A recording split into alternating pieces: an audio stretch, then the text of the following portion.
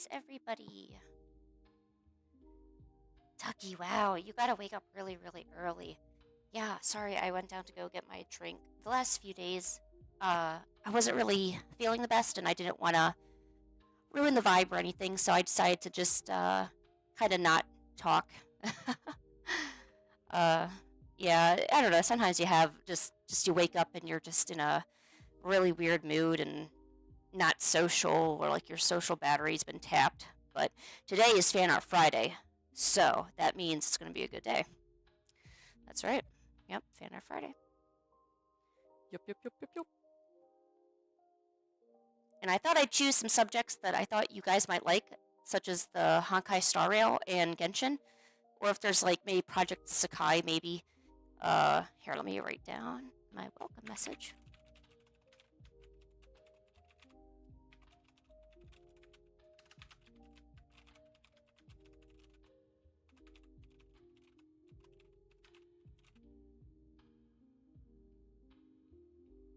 Why did I switch to digital art?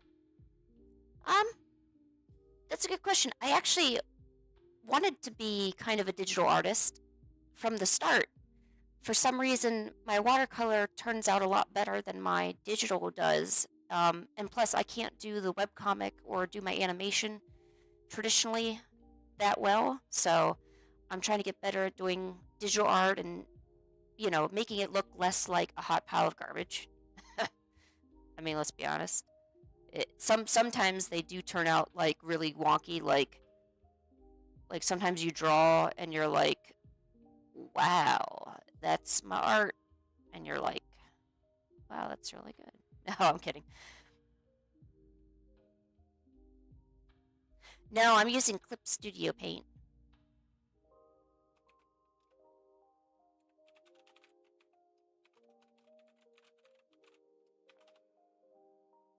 Yeah, this is Clip Studio Paint. It's pretty good. I love the file management. It's pretty good.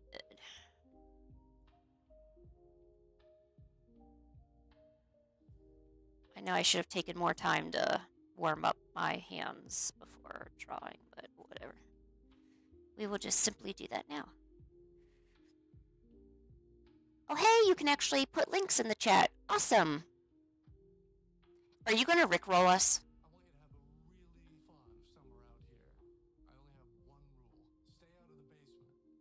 Stay out of the basement. Oh shit, this does make me happy. You're right.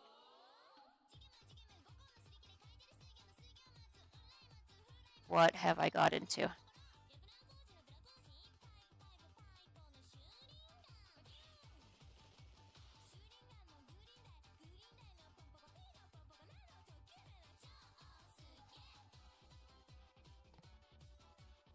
Yeah, this is pretty good. I like this.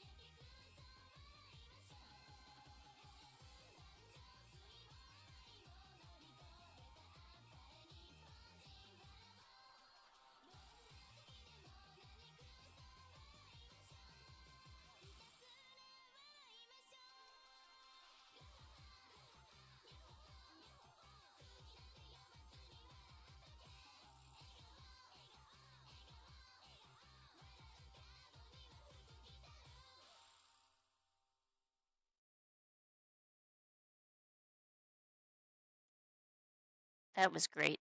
What a great contribution by Lucas today.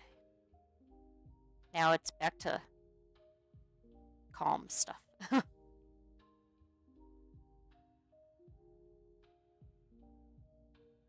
I need to expand my repertoire of music that I listen to on my off time. I don't listen to a whole lot of music on my off time, but, you know.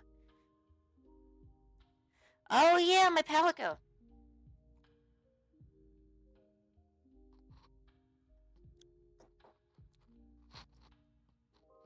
How are you doing, Janelle? Did you get a chance to play Monster Hunter Wilds yet? If you did, I'm extremely curious to see how you've felt so far about story progression.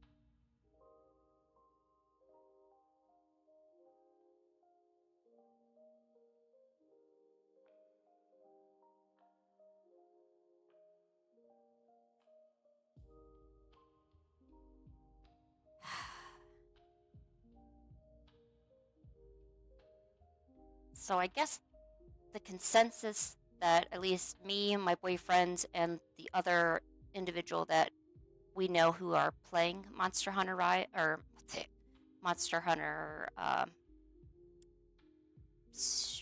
Wilds, we did not like the story. I did not like.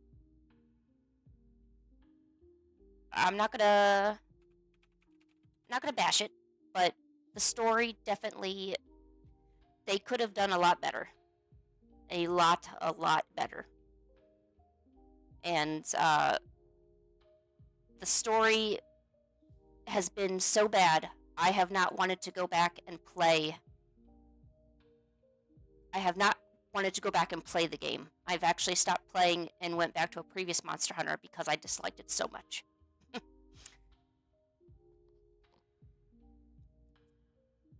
Yeah.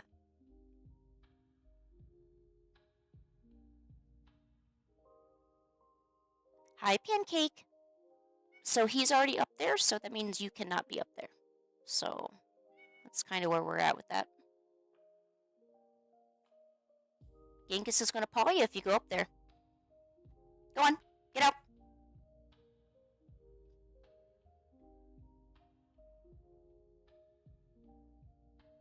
The, the oh, yeah, and I don't want to. I don't want to say nobody should like it. Oh, that's just horrible. Why are you liking it? The it's while the plot I feel is a little it's a little juvenile. It's not as, you know, in Monster Hunter World, the other main one that came out at least recently. The plot was so drawn out. It was drawn out, and there was a lot of pacing involved. So, say after a monster appears, maybe you have some side quests to do in order to progress yourself, or to do this. There was things catching your attention all the time. In Monster Hunter Wilds, and I would think at least this part, I would get a lot of people who've played it to agree. You're just kind of put from one monster to the next. It's nonstop. You barely have time to go out and explore the world because they keep stringing you along the plot, and you have no freedom. So I usually like to draw out my story. I don't like to just get into it and get out. I like to enjoy it. This was the first game I was like, I need to get rid of this plot, like, or I need to get rid of the story. It's keeping me from enjoying the game. I can't go out and do anything. Like when you're riding around on your Sekaret and maybe looking at the different biomes, you can barely go out and do your own thing or look at this or look at that, or maybe there's something you want to gather, right? And you can't because they're keeping you from it. So that kind of forced play style, I was not a fan of. Monster Hunter World didn't do that, you know, because they sent you out on quests to go do that. You know, you didn't have to be chained. Yeah, I felt like you were kind of tethered or chained to the main story as the only thing you could do. And if you go, so even up until when you get to the final boss, okay, there was no other side quests to do. There was very rarely anything. I only found one endemic one where you go out and catch a little tiny creature, and nothing else. So I guess I felt like it was, yeah, okay, good. I feel really bad for saying that because I don't like to, you know, kind of just bash on everyone's work. You know, that's not what enjoying a game is all about. But it really did disappoint me a lot. And the sad part is they can't take that back. So that's my only impression I have of the game right now. So I did finish. I finally did finish it. You know, like even they have investigation points where you investigate the different monsters, and that way you can find them. Well, you don't need to do that. The Sekaret already knows where everything is, so just go on the Sekaret. So that was a gaming mechanic that was just not needed, right? And maybe that'll change in the future. And I guess the last thing that bothered me is the Palico. The Palico you have levels up, but there's nowhere ever to change his skills, to look at his skills. No, none of that. It's just he's leveling up. You don't really know why. There's no good explanation about it. I don't know.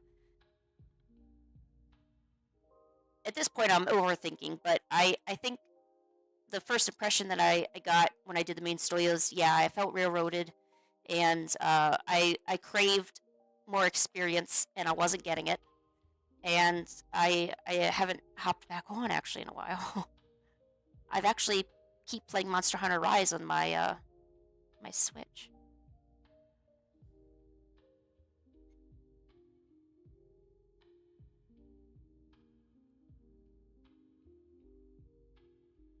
Some viewers, oh geez.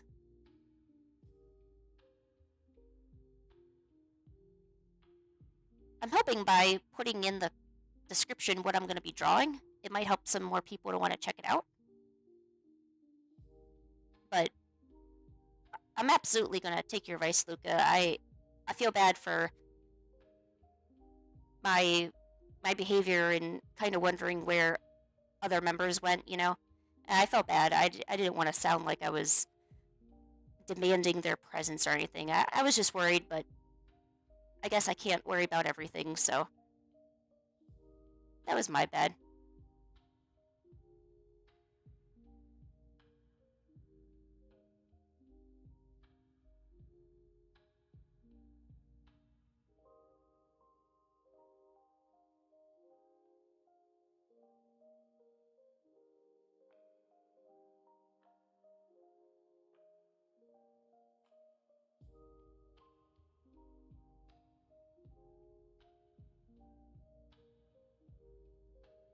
Oh, and I'm really glad that I got the game for the PlayStation and not the PC.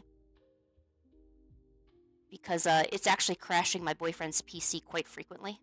To now where he's not playing at all either. His computer's had some problems, so that part you can't blame on the game. But it is a really heavy running game. I mean, what, 60 gigabytes? Or I forget how much it took to run, but it was something huge, and I was like, whoa.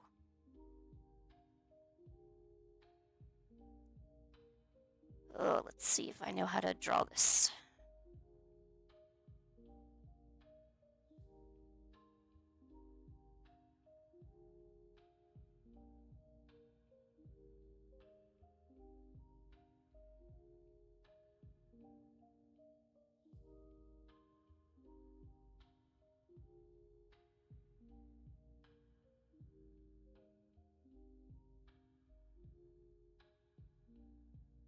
But there's supposed to be a new update for Monster Hunter Wilds coming out here extremely shortly.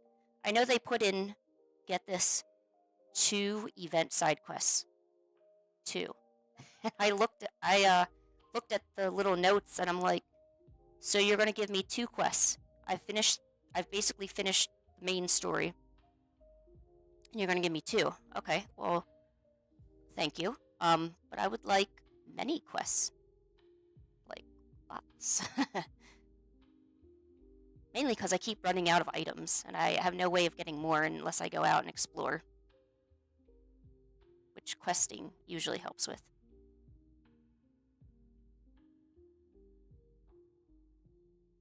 I'm gonna be surprised if anybody knows who this character is. I don't even know. I hope this is official art, and I'm not looking at someone's OC. That'd be embarrassing.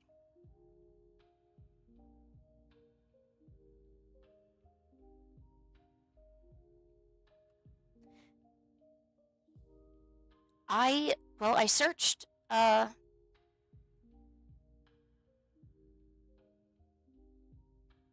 see. Lumine? Is this Lumine? So I just searched for Genshin Impact characters or fan art, and I'm really hoping that this is an actual character.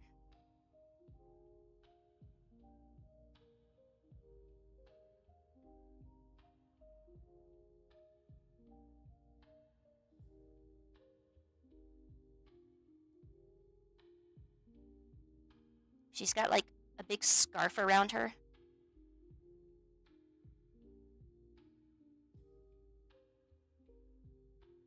And like yellow hair. So like here, let's put in yellow to designate yellow.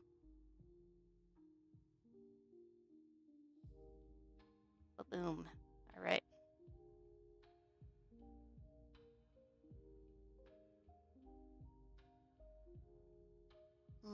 Lumini, or however you pronounce that word.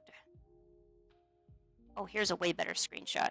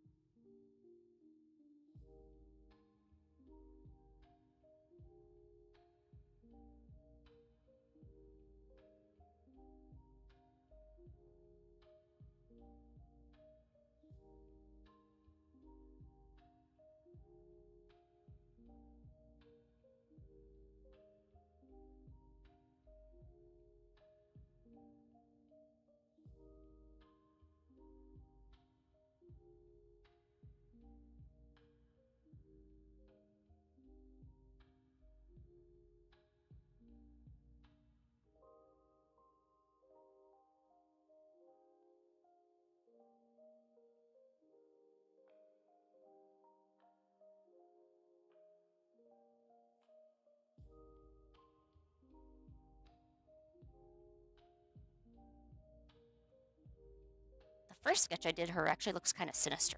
Like she looks like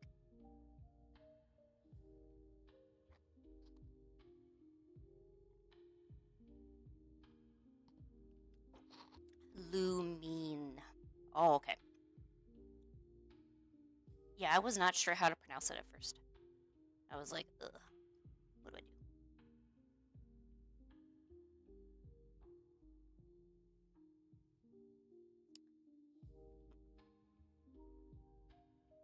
I feel like today I woke up.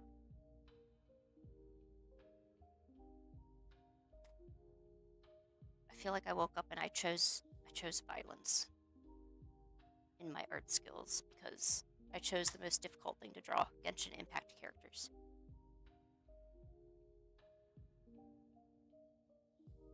Oh, and to answer your question, Luca, I've actually never tried streaming at night.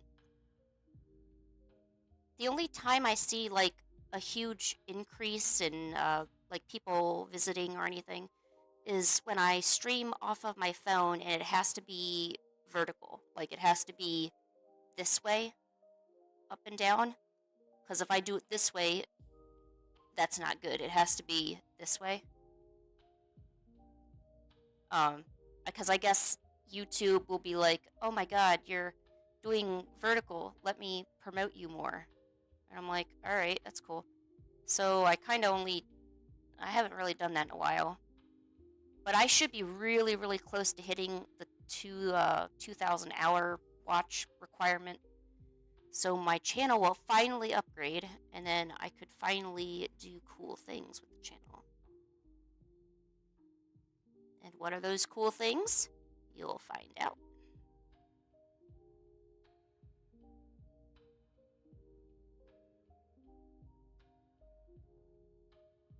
But they will be cool. Although I would like to try doing a stream at night. I think that'd be fun.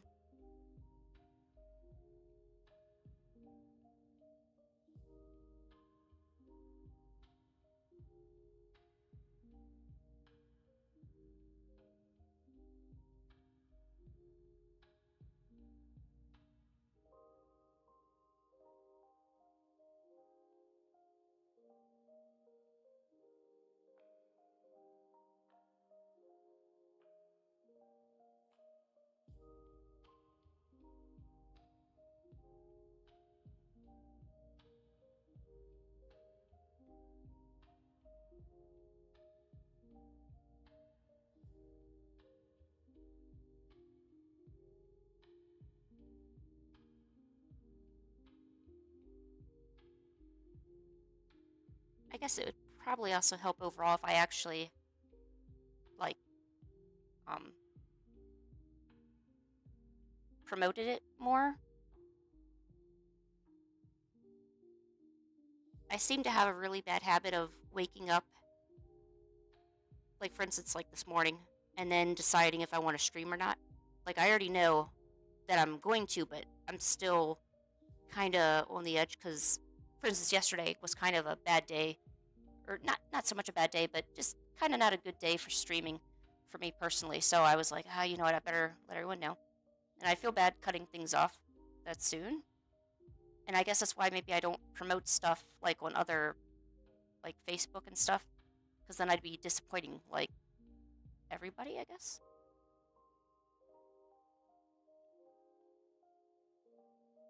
But I'm getting used to the routine more. Being able to actually wake up on time is so difficult. It's so difficult. I don't know how my boyfriend does it.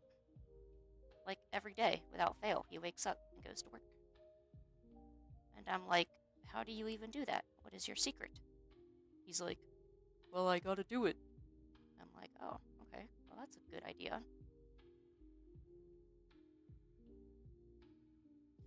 Whew. These two look vastly different.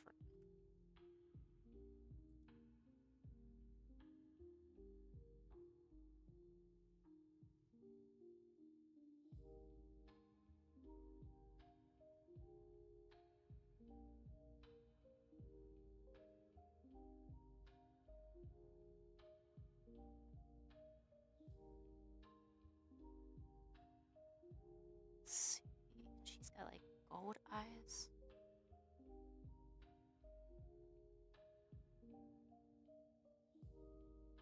I'll probably do a lot of different sketches, and then we'll choose the ones that look the best. Because not every sketch is going to be, like finished quality. Some of them are just kind of to warm yourself up. And I'm hoping I'll actually have like a nice little illustration finished by today. Okay, so there's some lumine. Let's get rid of my explanation. Boink. All right. Oh yes, how does everyone like the new cat cam?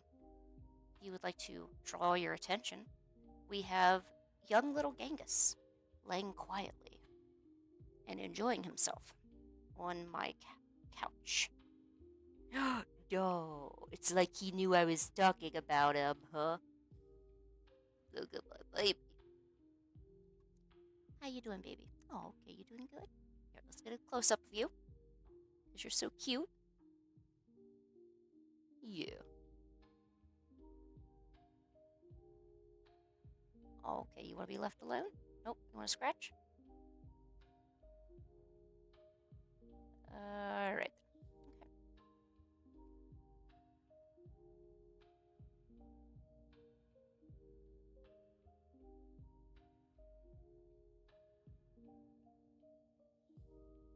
The young cat will often stretch to exert force on its limbs after resting all day. The cat diet normally consists of hard, dried kibbles that I buy at the local watering hole, called a Walmart. And from there, the young cat will carefully and gracefully pounce on its prey, eating the kibble with ferocity and judgment. However, not everything is good as it seems, for in the distance, there is another cat. This can create tension between the young, more inexperienced cat, who also suffers from a slight wobbling disability. How do I get my camera? I'm trying to do this in reverse. Jesus. Oh my god, how am I so stupid? Here. Ah, there it is. There's the cat.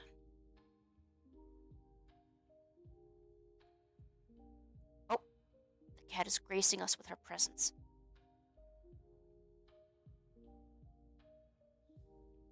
Fights for territory are common in the cat household, where often cats will like to sit upon the red couch. It is prized territory. Whoever gets there gets it first.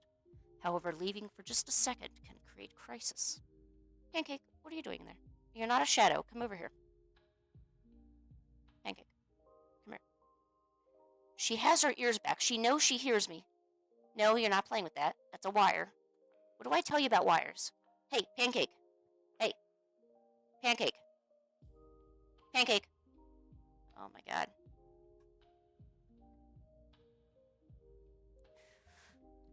Ugh. Pancake. Why are you all the way over there? Come here. Pancake.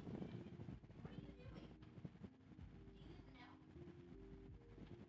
Do you even know?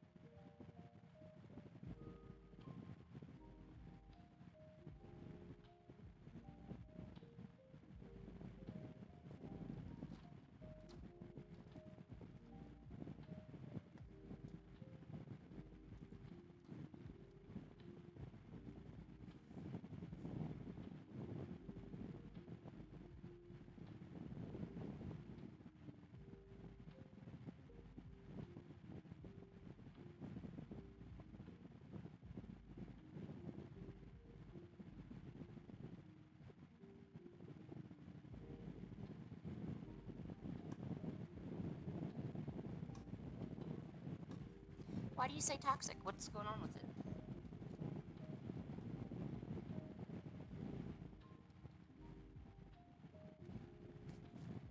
Pancake.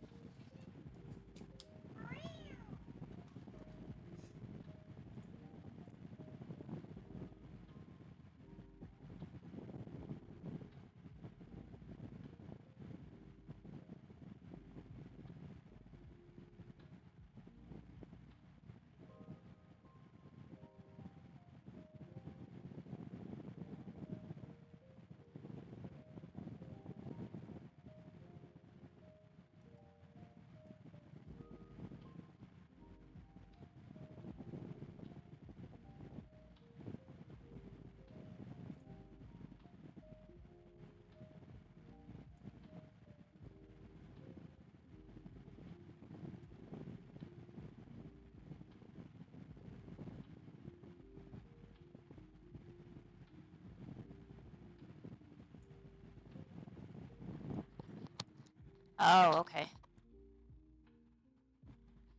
I think there's toxicity in any community, though.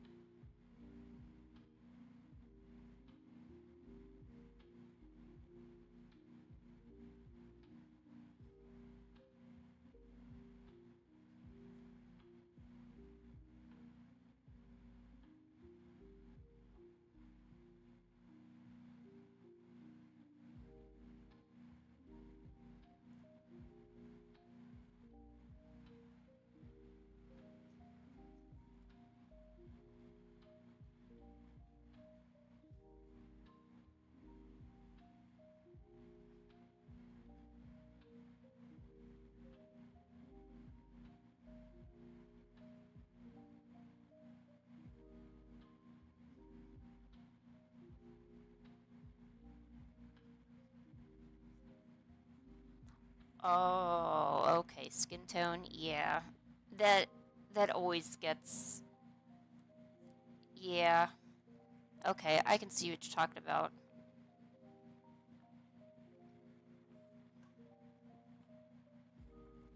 I remember, well, they still do, but back in the day, a lot of Japanese artists would kind of get bullied and stuff for making a character too white and um, not making them black enough or tan enough or uh, heck, even purple enough, you know? And it was, you know, these artists are doing it for aesthetic regions, you know?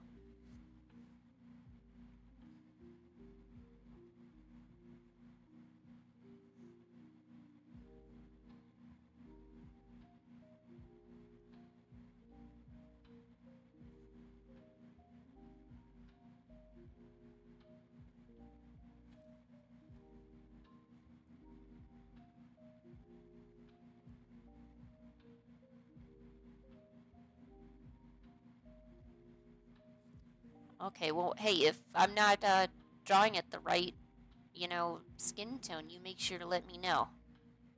Cause like other artists. So here's a little secret. Okay. When when we draw, like at least from my standpoint, when we draw, we usually just do whatever. Sometimes it's whatever skin tone like we have, like our own skin tone, because that's all we know. But other times it's also the easiest. Like personally, just for the artist, it's not because we're trying to disrespect people, you know. Like, and now that I'm so far like into art and everything, I'm afraid actually to draw anything with a different skin tone, precisely for that reason, because I just don't want to. I don't want to get in trouble, basically.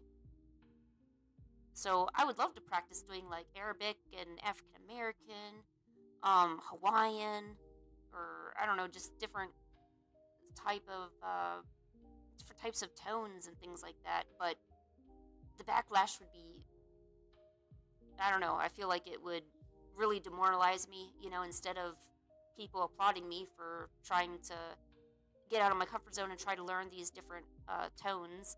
I feel like there'd be a lot of hatred and you didn't do it right, or also a lot of artists, we also get in trouble because people think we're trying to. So there's another sect where like artists will get in trouble for doing different skin tones, and people think, oh, we're trying to like take over it so we can make money, or to get more people to look at us or something, so there's also that, you know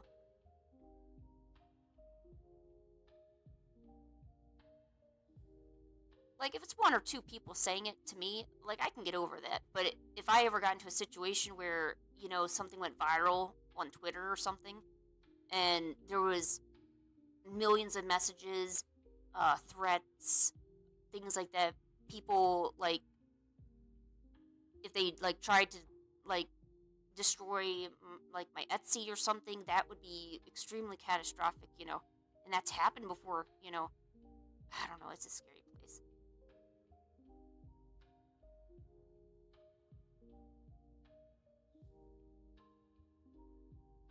Oh, and then there's another side of it too. Um, like say if cuz I'm an artist, obviously. Um, there was I think some artists getting in trouble for making more diverse characters. No, that particular situation's never happened to me before. Um, just but it happens in general. But like if we were to make a diverse character, like someone who's part of the LGBTQ community, and the artist itself doesn't identify as that, there's been a lot of backlash for that too. People, it's you can't get away with. I mean, not get away with. You can't just draw. I feel like we can't just draw. I want to draw, and I don't want to like. If I have a character that identifies a certain way, I should be able to draw that, Or if I have a character that's, um, a different skin color, I should be able to draw that. No, I there was situations a while back that kind of spread around, and so some of us artists, at least when in the artist alley community, there was talks of them not wanting to draw certain characters because they didn't want the issue to come up, you know, because then they would get attacked by other people and attack their livelihoods and stuff like that.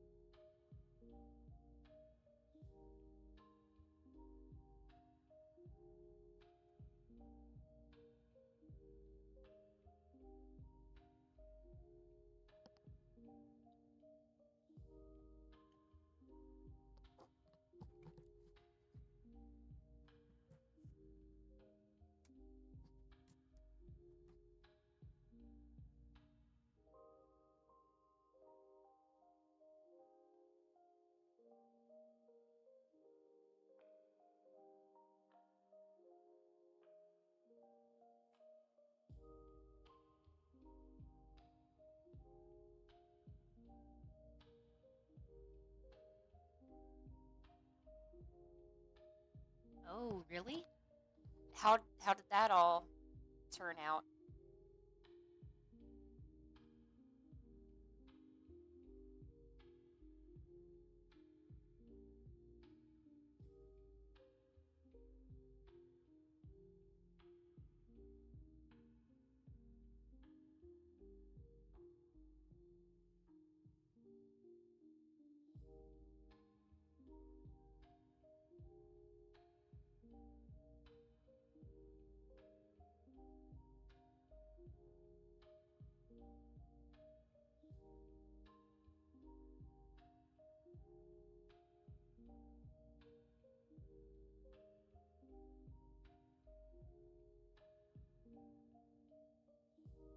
Yeah, I feel like if it was Twitter or Blue Sky, everyone would be like up in arms with their little pitchforks, being like, "It's not right."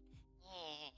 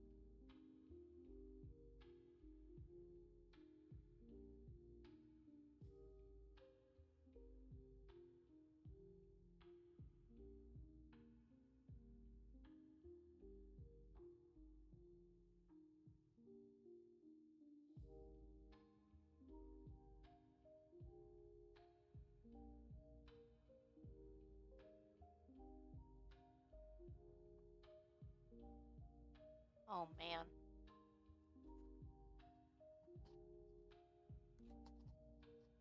But I really do need to kind of agree with something that I do feel like in movies, television, ads everywhere.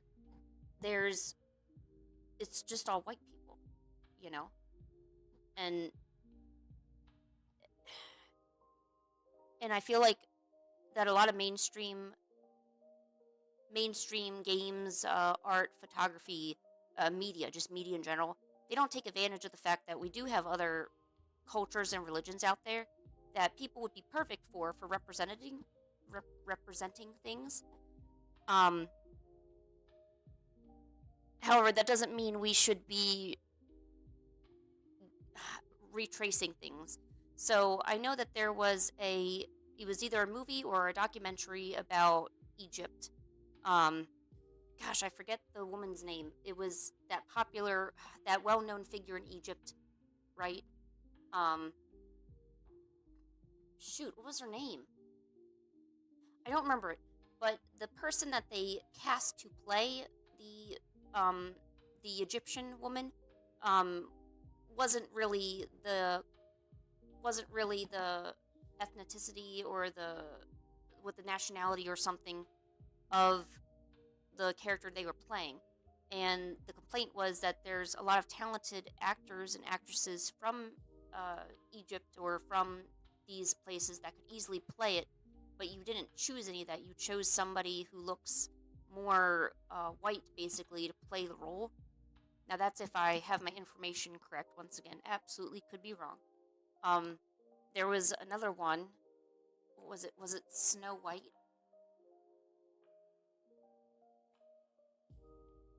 Well, this isn't the same situation, but kind of similar.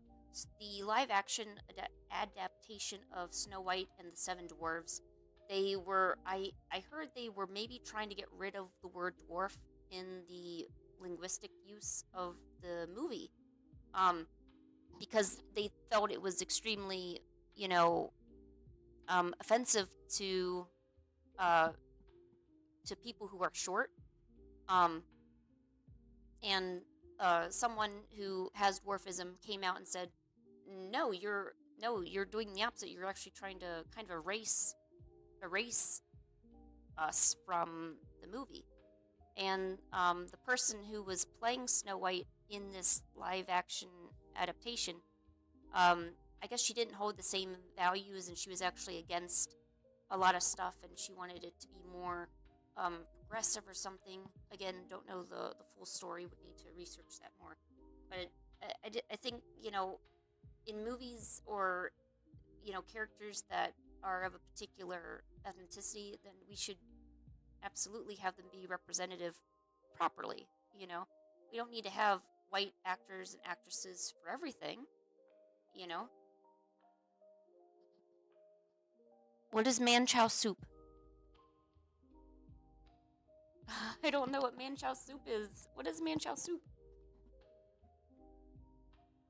I mean, I'll end my rant, but I think we could be doing a better job.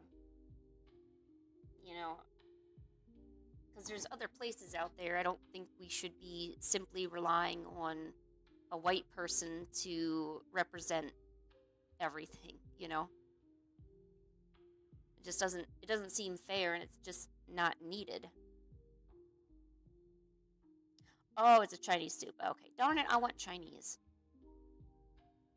I have hard-boiled eggs behind me that I'm waiting for them to warm up a little bit. They were in the fridge, and I'm gonna have me a hard-boiled egg. Yum, yum, yum. Hey, Catherine, now what's up? Thank you, Catherine. You are amazing. We are drawing Genshin Impact characters because they are extremely complicated, and I needed a challenge. And I definitely got a challenge. Like, Jesus, look at these guys. Alright, let's put her away. You go over here. Be a good girl. Okay, Lynn. Good job. Way to be a good girl. I'm a good girl. Yeah.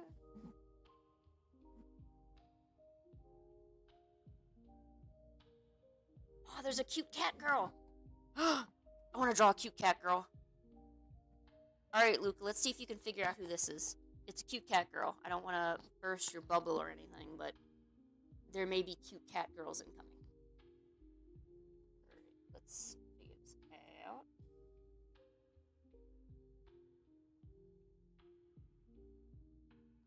Sethos? You want me to switch to Sethos? Oh, here, wait. Let me just do a really quick sketch of this. Yes, Genghis, can I help you? Don't come in here and scream at me. I know where you live. Genghis, don't scream at me. Genghis, oh, jeez, oh. Hold on, let's turn on the cat cam.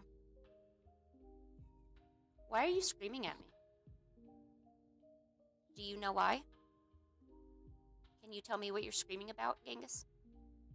Okay, but you're not look, can I just draw the cat girl? Like, I just want to live my life.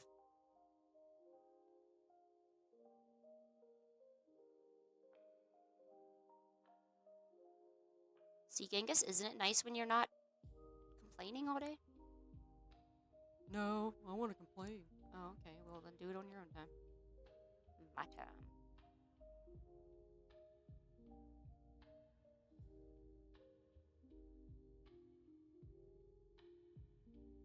This kind of really reminds me of a Palico from Monster Hunter.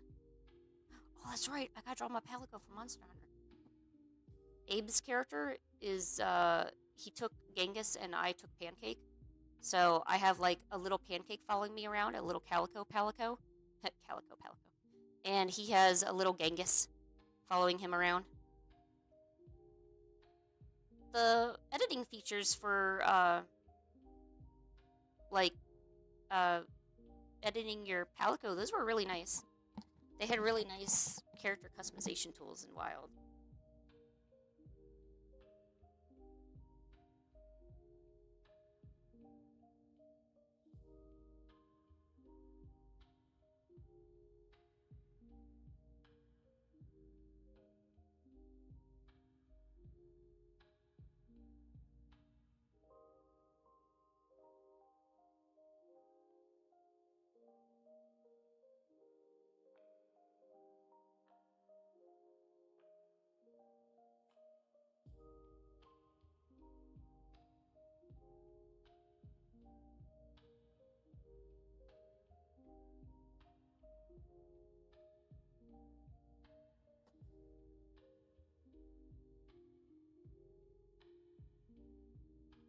Oh, she even got little, like, kitty boots on, too. Okay, here, let's try this out. Genghis, are you watching? Watch closely. Oh my god.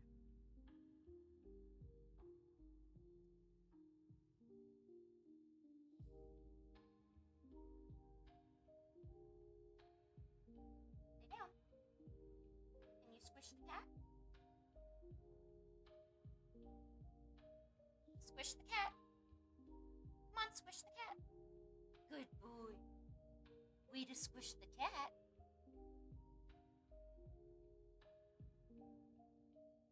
Oh, you're trying to bite me with your teeth. You're trying. That's all that matters. Alright, you stay there. What are you doing? Squish the cat. Squish. Squish. Can you squish the cat? Squish.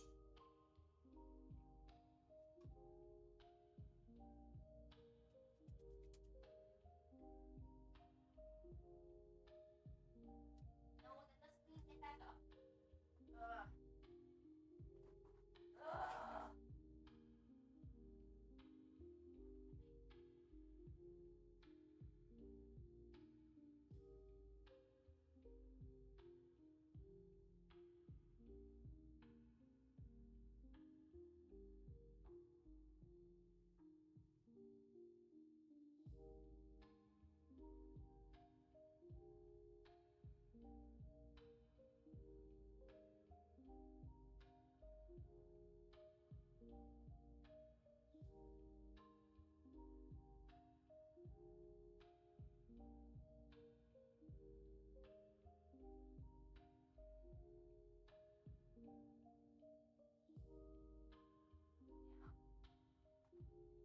Come on, puppy.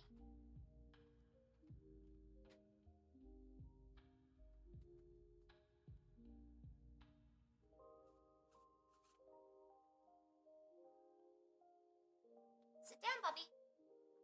Come on, lay down, puppy. Lay down, puppy. I can't. I gotta draw.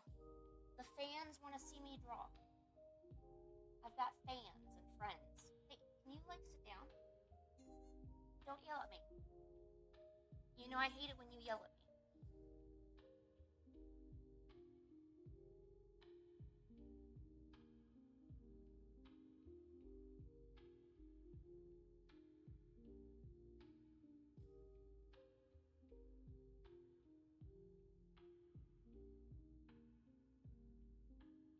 Good boy. Who's a good boy, huh? Look at the good boy.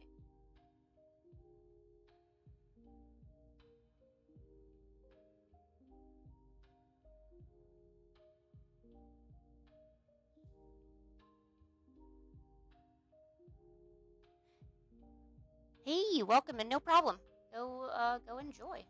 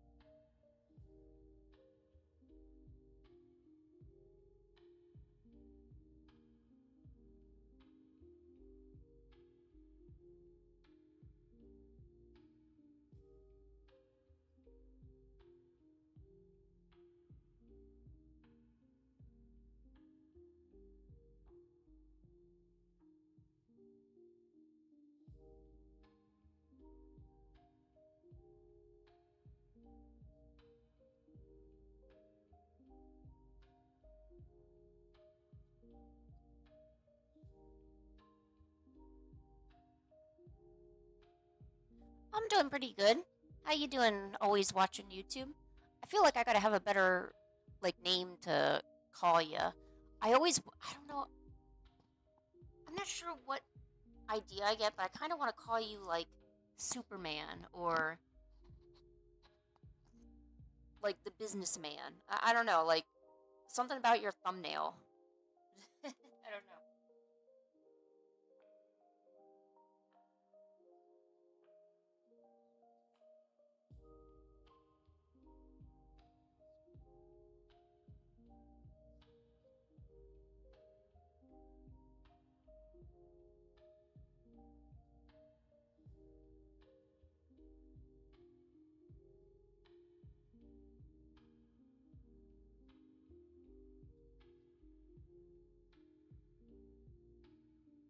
Well, that's good to be busy, right? You're doing a lot of stuff for your channel.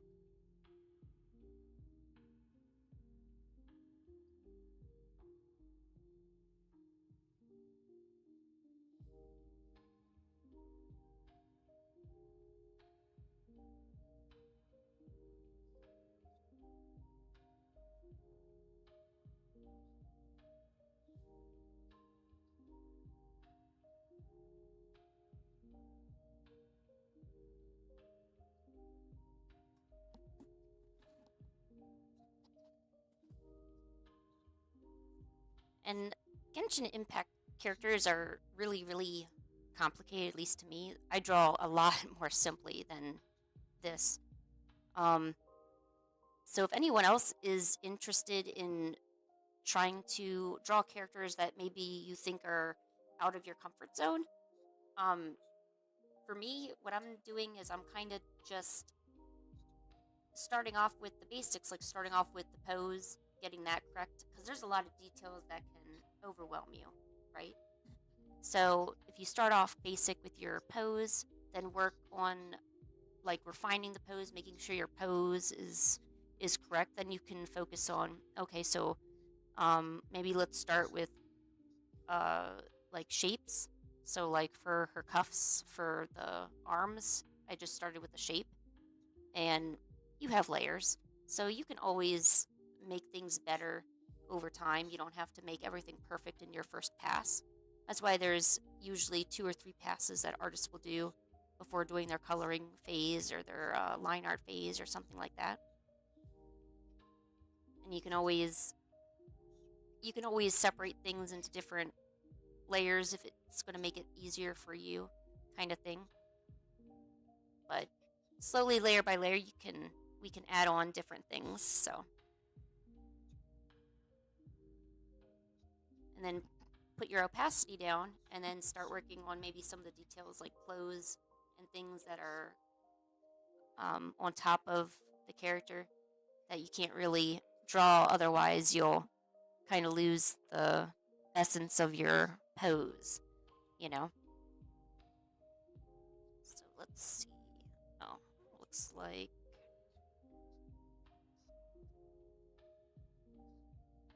there we go. Looks like she has a collar right there.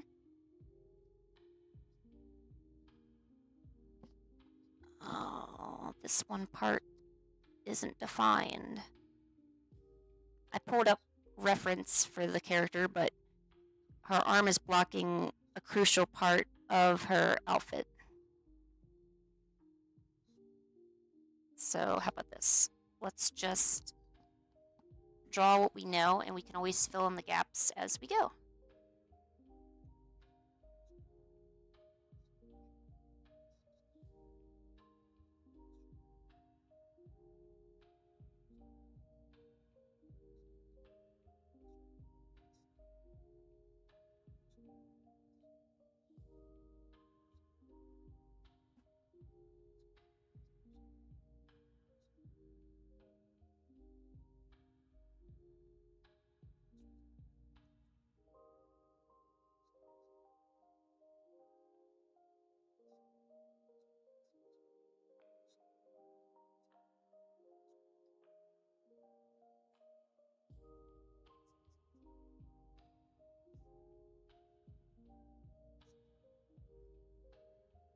Ooh, how is your practicing going?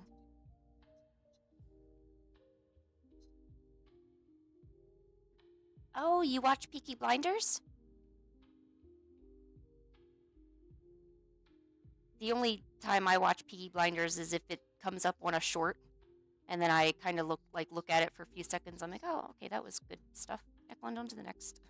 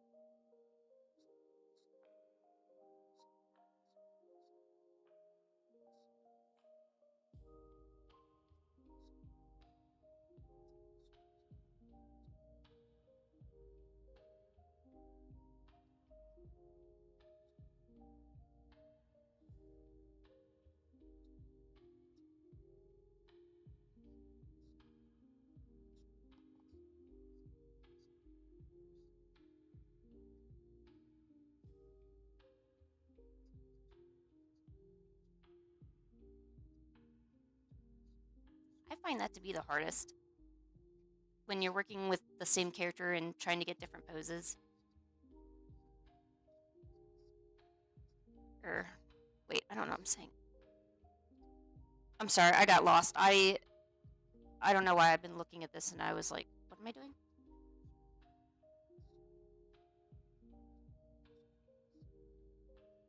I think too much detail on a character kind of maybe overwhelms me artistically. Maybe that's why I don't. This is something I haven't considered.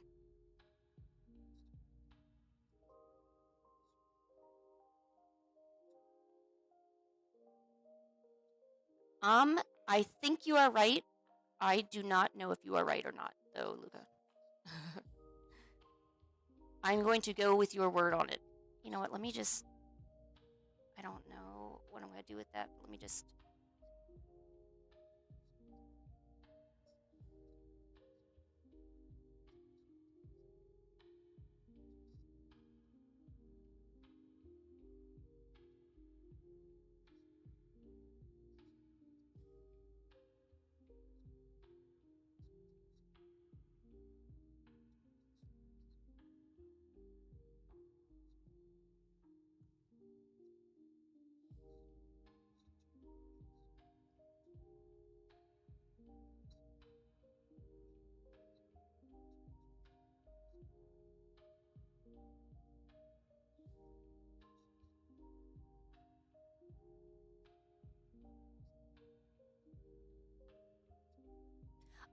Yeah. Here, let me show you my screen. Alright, so here's my screen.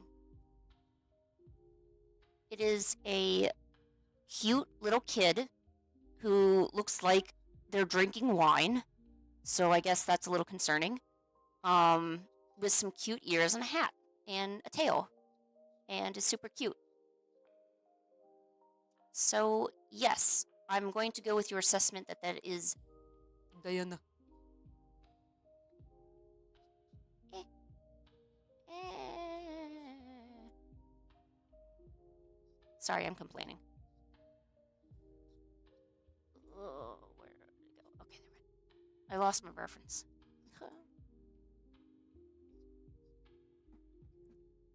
Oh, but she's a kid? What does she serve? Like slushies?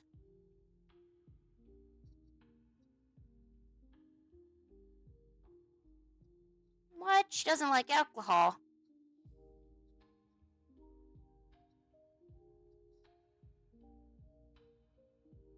No alcohol. Aw. Diana, what are you doing? Not serving me.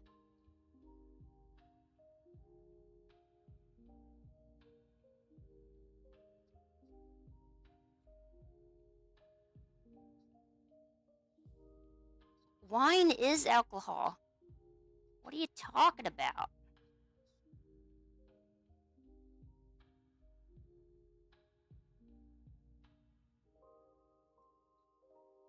Oh, okay. That makes sense. Here, then I will give her a wine glass.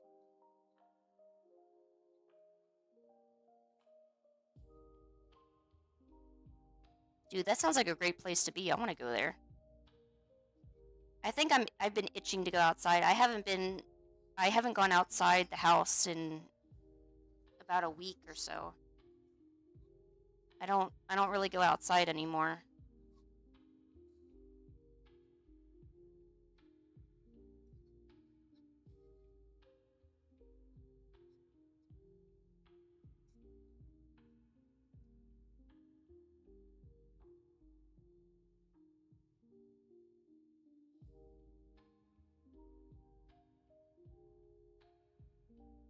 I kind of wanted to go to maybe the cafe or something and sit down and maybe just kind of draw and like think about things. I need like a change of scenery.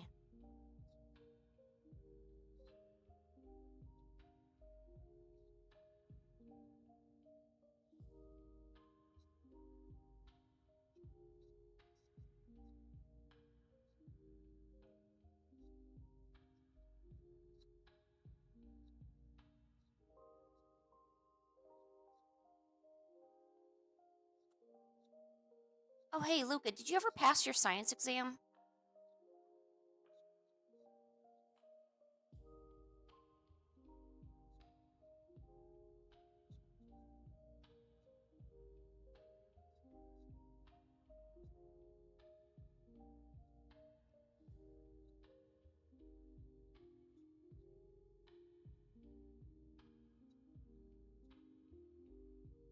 Oh, you didn't get your results back yet? If you get a bad if you get a bad grade, is that going to put your school year in jeopardy? Is it a test you really need to worry about? Like, it's not like a final exam, right? I hope not. Then again, I don't know what your school years are like. Oh, and Booth, we were kind of talking about Genshin characters there a little bit. About how, like, this is a cat girl that doesn't serve alcohol. And I'm like, what do you mean? You should be serving me. I am of age.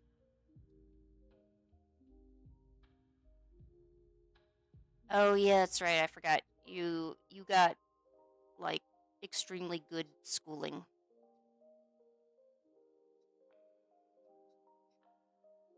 Jack be nimble, Jack be quick. Jack got caught in a cave system.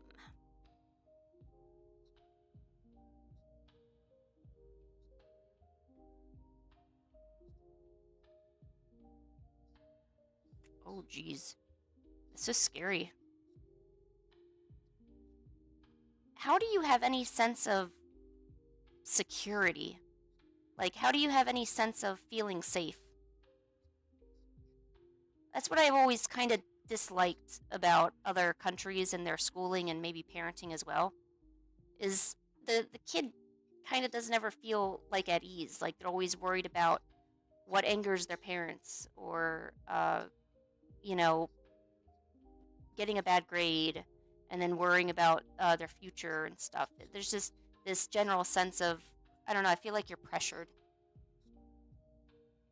Oh, I'm not saying that where you live isn't safe. I don't know, because when I was in school, I definitely felt a kind of pressure, and I did not have a good life at home. So, um, I don't know. I just kind of imagine if it was a similar situation, I would feel extremely pressured to do well and stuff. Oh, okay. So you learn the rules, good enough. Oh, okay. See, you're a rule follower, Luca. You know what? You should be one of those hall monitors. You are going to be hall monitor Luca. I don't know if I gave you a title, but you know.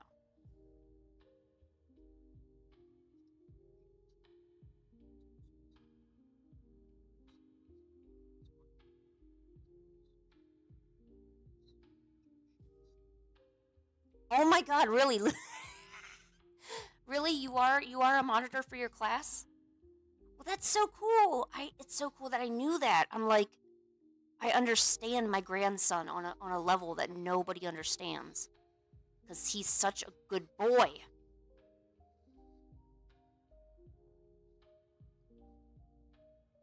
I would talk to you like I talk to my cats, but I don't want to creep you out, so I won't.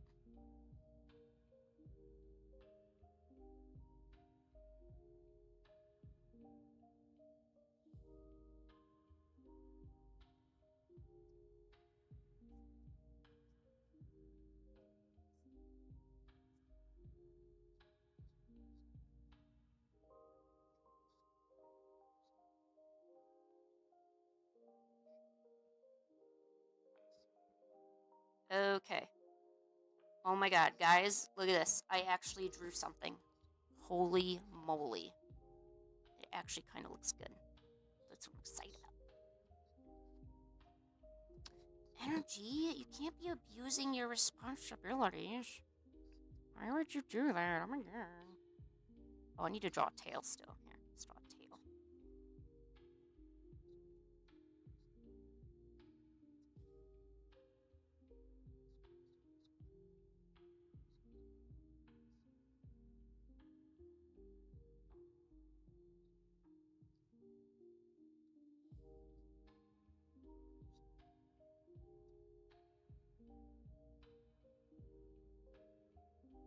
Luca, you need to put your foot down and say, hey, classroom, you're going to be listening to me, or you're going to be getting hit by, like, a switch or something.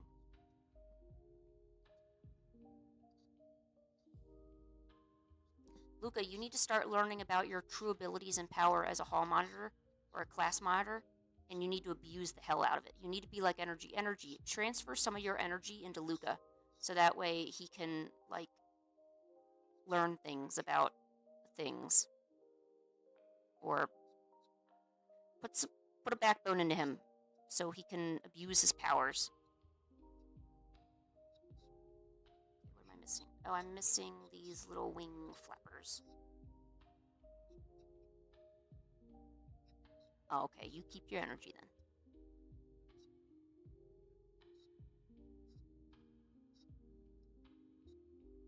You better not be scared of anybody, Luca.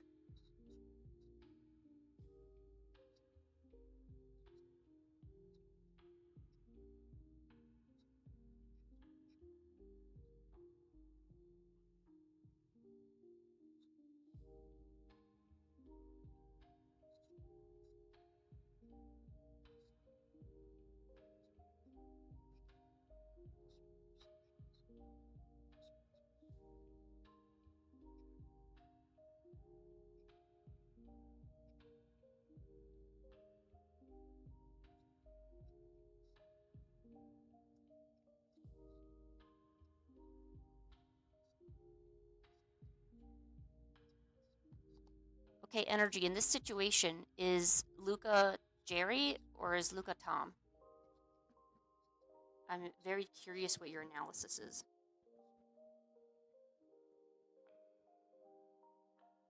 Huh? Oh my god. I actually drew this. Oh. Maybe let's put some base colors down. I might actually color this one.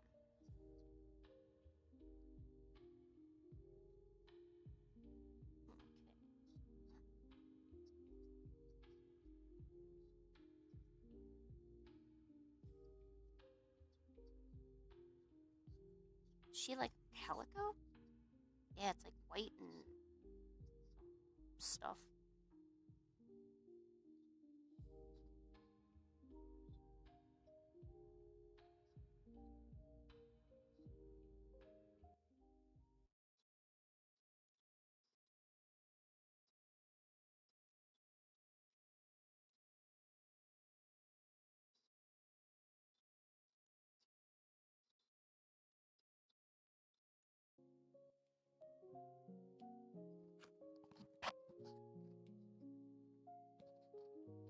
Alright, I switched up the music a little bit too.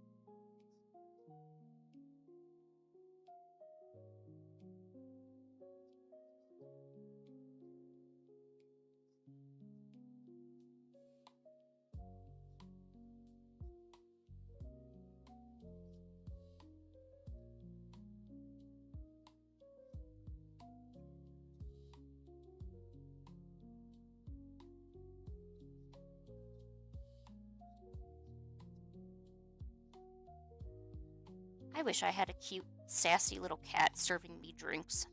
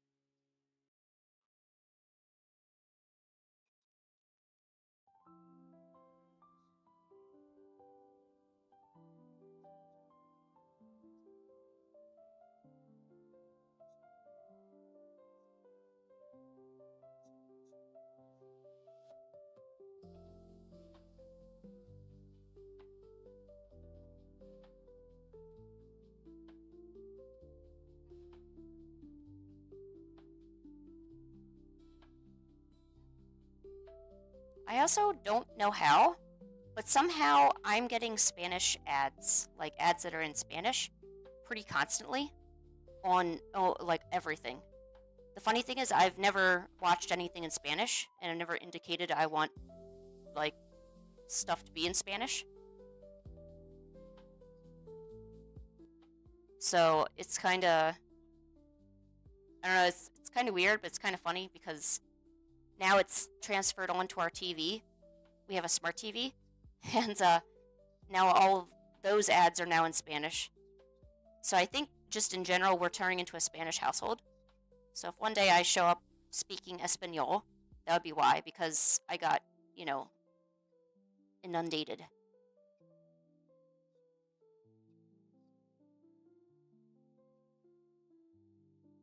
Ooh, what are India commercials like?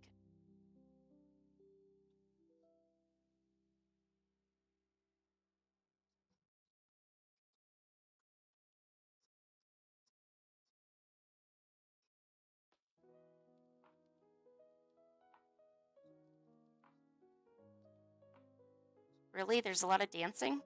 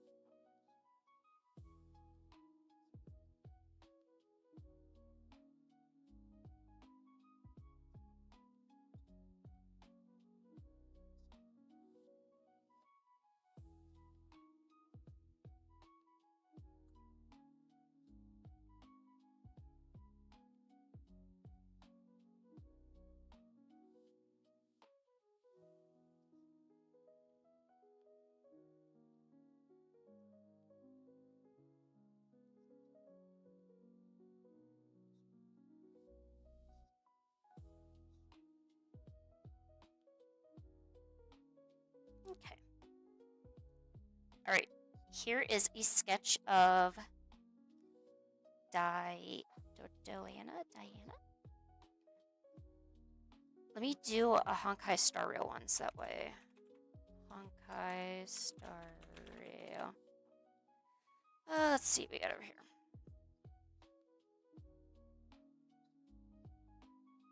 Oh. The complication is continuing. Look at these outfits. Oh my gosh. Oh, this one's cute. It's got little horns. I like horns.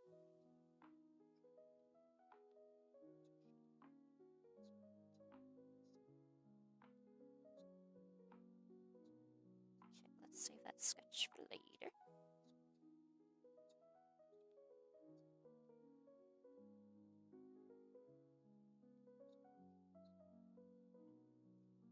Okay. I'm not sure if anyone's going to know who this is based on this sketch, but we're going to see. We're going to do our best. Okay. Let's figure this out. She's got a cute little expression, cute little cat ear or like elf ears, and some horns to make her look like a dragon. So it's like she's like a dragon princess person. It's clear I don't play the games, but yeah.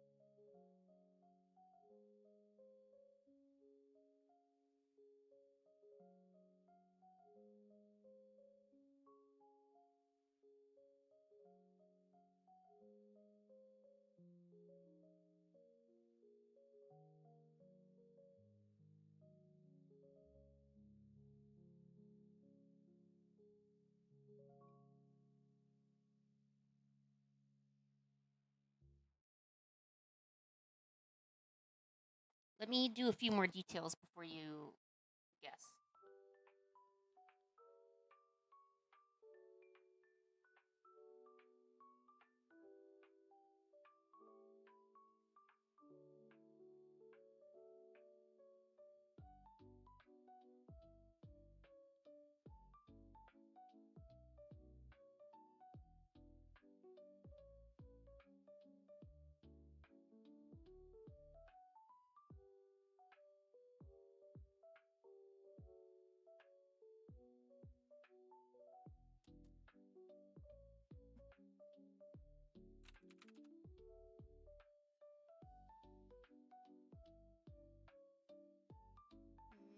No, it is not Klee, and this is from Honkai Star Rail.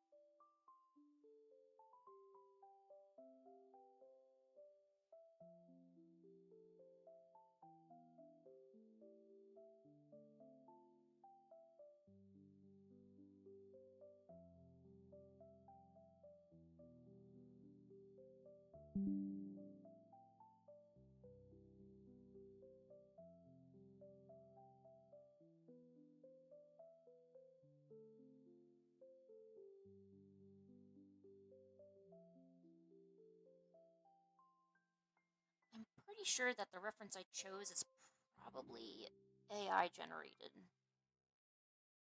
I'm thinking it might. So I'm gonna maybe just kind of tidy up this sketch a little bit, and then I'm gonna move on to a different character. What are all these cute little babies with horns? I love it. I love their horns. Ooh, okay, I got a new reference coming up here shortly then.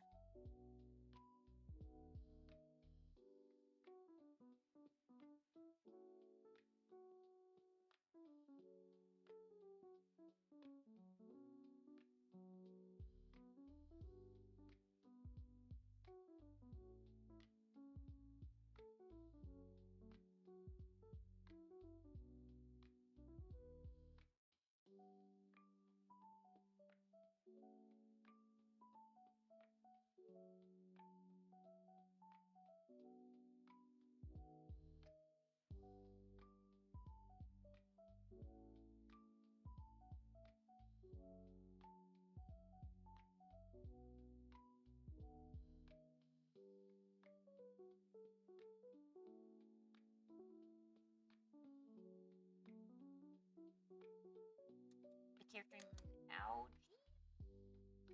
Or Agley, sorry. Don't be taking it back.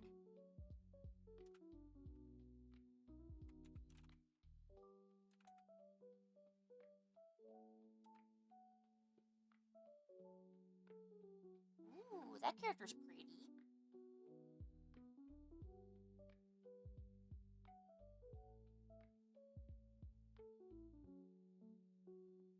Ooh, she's like all golden and stuff.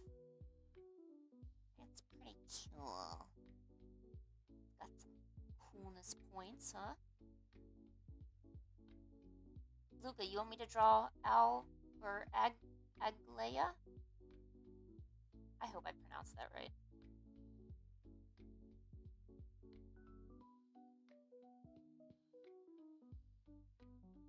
Apparently people are saying she's a good character.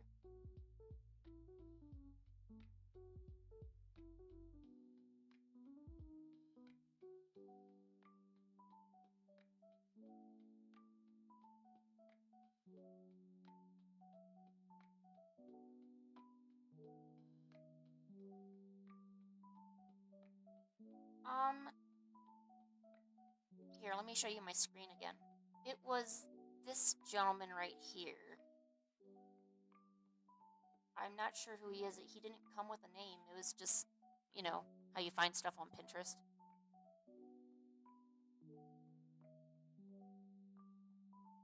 You want me to draw this handsome devil instead?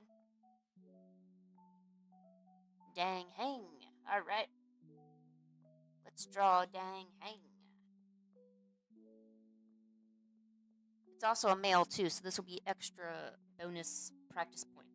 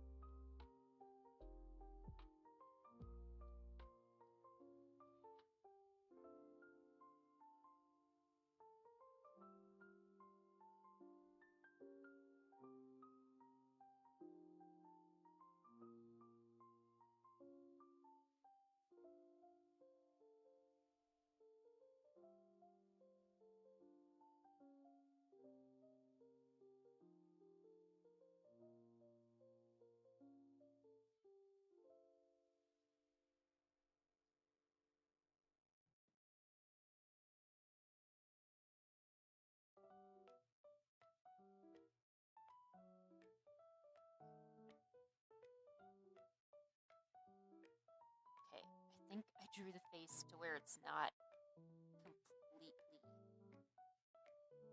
short hair, no horns. Oh, okay, let me go look at more references. Dang hang.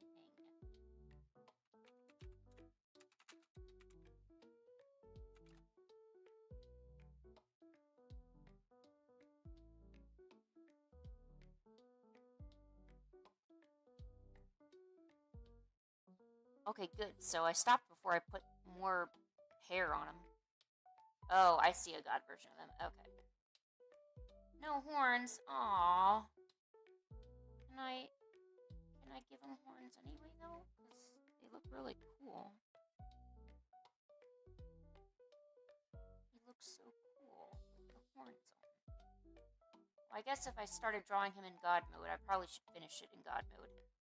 Because I see his outfits also change depending on what form he's in. Okay, let's do this. Let me find... I don't want to go back to that reference. I need a different one.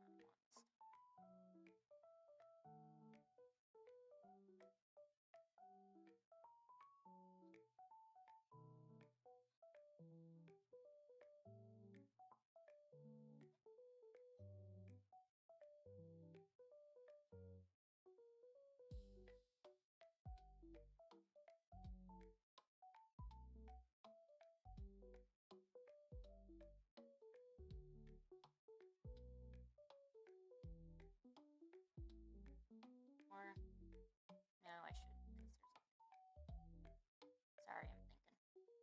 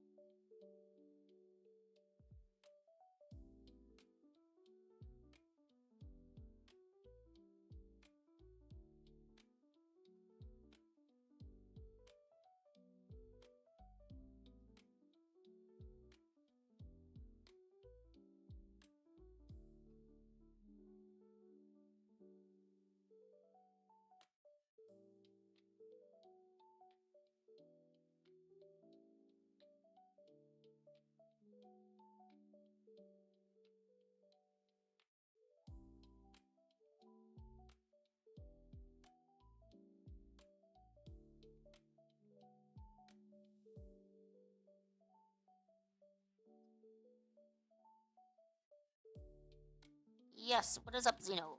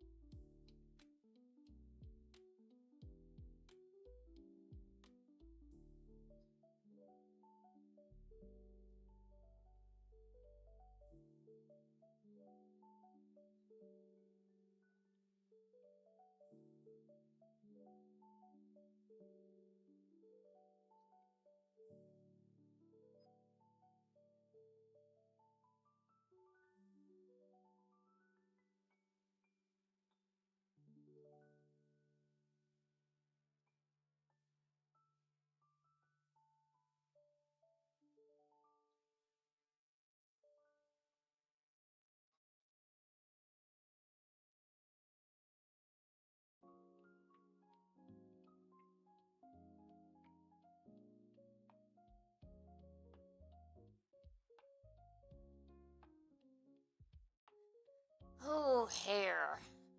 Good question. Well, like anything, you start with shapes, right? Oh, I'm sorry. I was just getting focused and drawing again. Hair is one of those things where it can be really fluid or it can be really stiff. It doesn't have to be a particular, it doesn't have to look a particular way, so.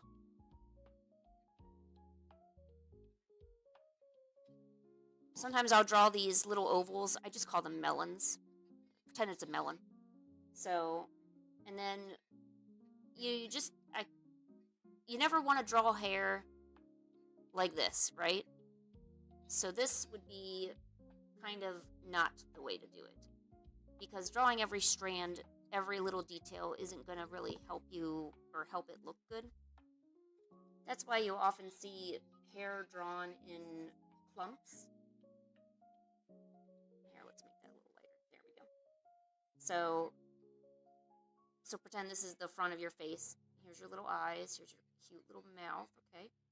And then you have your little ears right there, right? Yeah, there we go. Oh, look, he's so cute. Okay, so for bangs, you don't have to draw this, right? You don't have to do all this. You want to think of it as a shape, right? So instead of that, maybe let's think about it in terms of this. And now I can go in here. A little piece of hair sticking out right there, but mainly I keep to the shape. So now we have that. And you can have one or two pieces of hair sticking out. I mean, that gives it a lot of character and looks pretty good. But if you think about it in terms of shapes that you can fill in, it's probably going to be a lot better than having a bunch of different strands and a bunch of added detail, and it kind of looks like a mess, right? It doesn't look that good or that appealing. And another way someone described it to me was kind of like ribbons. So say this is a ribbon, right? It's going this way and coming up this way, so it's kind of twisting a little bit right here. So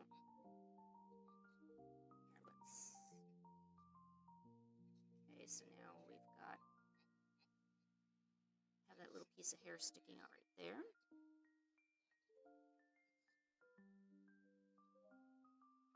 And then there you go. You can put your shadow right there. Maybe another little shadow right there if you want. But if you're having trouble kind of doing hair, just pretend that they're strands of ribbons. And each ribbon represents a section of hair or like a clump of hair.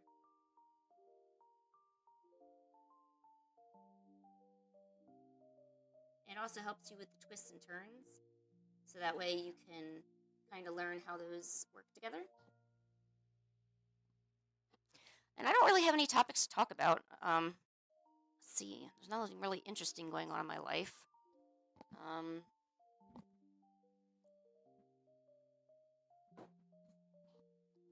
don't know, what's up with you guys?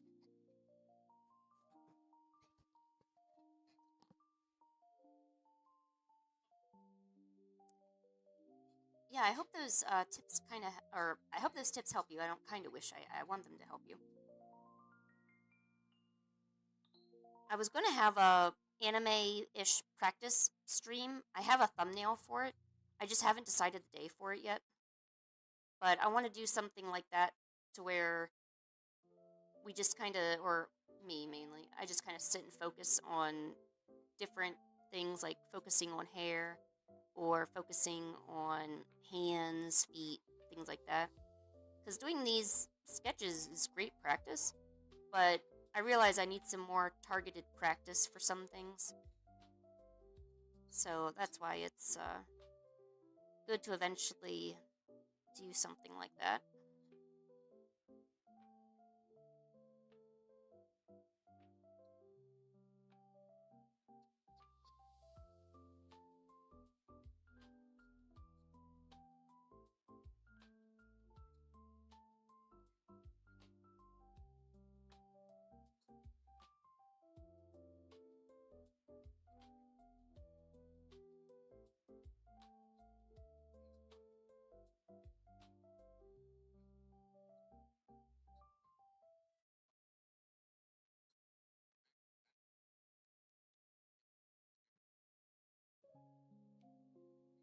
Also doing clothes.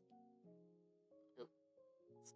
Um, Clothes. You can also think in like terms of ribbons, because in a way it is kind of just a big ribbon you're putting on yourself.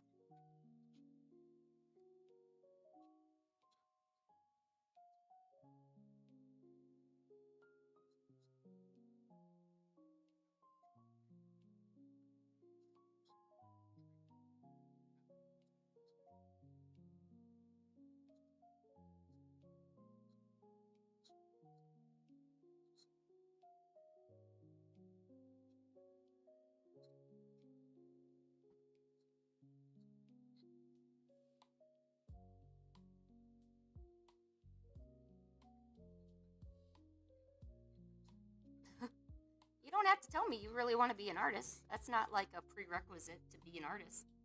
What method do we use to draw faces? Well, there's a few. Here, let's get rid of these tips. Boink. Okay, so faces, right? Yeah, you could use a simplified Loomis method. His method is certainly not bad. It's a good method, especially if you want to learn how to draw the face and kind of get it down. But let's be honest, that's not probably the faces you want to draw. You probably want to draw anime faces, right? So why not start off with shapes that get you closer to the goal? So usually I would do this. I would start with my circle, right? And I would use my guidelines, right? And I'm like, okay, now let's add in my chin. And there we go. I've got the start of my face. It looks very good. I'm very pleased with myself. Awesome. But I find that doesn't really work as much anymore. I like to now start with kind of a rounded box. And the reason why is when you're drawing a circle, this curve right here, kind of doesn't get used. So you're really just using this outer arch. Well, you could just make a rounded rectangle to kind of get where you want to be. So you would still use your guidelines, right? Make sure you leave a little bit at the top because that's where your hair and your bangs are going to start off. If they got bangs, they could be bald. You never know. Put your little nose there. Put your eyes where they need to be. And the placement is only because I've done it a lot of times, so I have a good idea of where they go. So, put that right there. And then we're going to draw the jawline from about where that nose is over here. And there we go. Put your little ears right there. Okay, and there we go. So I would start with a rounded rectangle, to be honest with you. I don't feel like a circle really benefits you as much as you think it does. I mean, I don't know. I've even done where I've drawn like almost drawing a mask, which is kind of weird. So starting with a circle, and then I would pretend like the character was wearing a mask. So eyes would be right here. Here's the face, and kind of that was for more kind of like semi-realism when I actually needed to have more forms in it. But for simplified anime art or just manga drawings, stuff like that, a rounded rectangle I feel really gets you close to where you need to be without making you do too much. Just put it in half. Got your bangs right here. Put that right there. Because I think the guidelines you use in the beginning can have a big effect as to where you end up in the final piece. So I feel like the people who use circles give a certain look, and the people who use rectangles give them a certain look. For instance, these two characters up here, I use the simplified rectangle. Yeah, it's looking realistic because the guidelines or the structure you were using are formulated for people who want to get a more realistic look. Loomis is great, but I mean, once again, that's for more realism. You know, things like that. And it's probably not what you're looking for, you know. So if you start with a more complicated guideline, you know, so say you got this, you got your Loomis part. Okay, we got this. Here's my eyes. All right, okay, make sure nose is coming out here. See, already I'm coming up with something that's way more detailed than it ever needs to be. And it's because we started off that way. So now if I try to draw it anime-ish, it's kind of turning out a little weird, you know. It's kind of turning out as if I used, or it's more of semi-realism. It's not that anime that you want. So there's a quick, that's how that might look if you use the Loomis method right there. Versus if we were to use just a more simplified guideline in the beginning, that's how we'd get that. Everything has its own merits and demerits, right? But we can think smarter when it comes to art, making sure that our guidelines are appropriate for the art we want to use. If you're thinking about anime art, maybe do more simple shapes. If you want more realistic art, then all those extra measurements and guidelines and positions, those would be necessary, but we don't really need them. You know what I'm saying? That's probably why your animes are turning out a bit too realistic for you. And I used to do that all the time. I would always start with that Loomis method, and I would be placing out where the ears go, exactly where my eyebrows need to be, this, that, the other thing, and just the anime was turning out horrible. And I couldn't really, or the manga drawing was turning out horrible. I couldn't really figure out why. I mean, I was using guidelines, so why isn't it turning out decent? And eventually, kind of looked at sketches of anime artists. When they do their sketches, it's really telling because you can see the start of something great, but in the baby stages, and you got to see those baby stages because seeing how they're sketching out their bodies and how they're approaching the faces are gonna, that's what's giving them a lot of their success, at least in my opinion. So, all right, oh, we got him done. Well, he's kind of done, but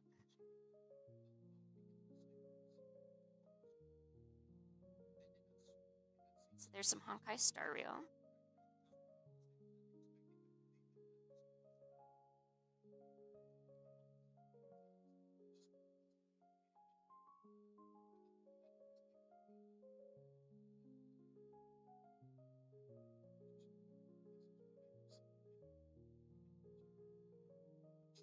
So here's a circle.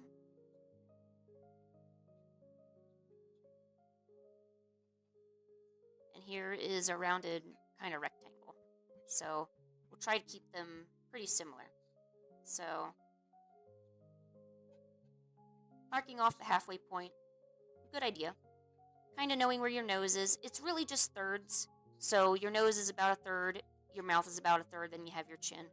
But then again, getting too particular with that is going to lead you to a more realistic result. So it is good to eyeball these things at times. Because I'm sure another problem you may have had is when you're following things to a T, it's going to look robotic. It's not going to lend well to developing a style that's pleasing to you and pleasing to your audience, right? So we mark down that. See, because you already are looking at kind of the bottom here, I don't really see the need for this inner line of the circle. It's really just to get that there, but let's put that there to begin with.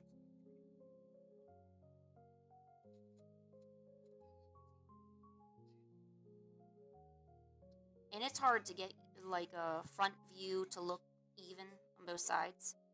And another problem you can have is ending up with egghead, which is kind of what I've ended up with right here, because we started with the circle, right? We have now this big bulbous shape right at the top. So unless we fill that in with hair properly, it might show up in the final art.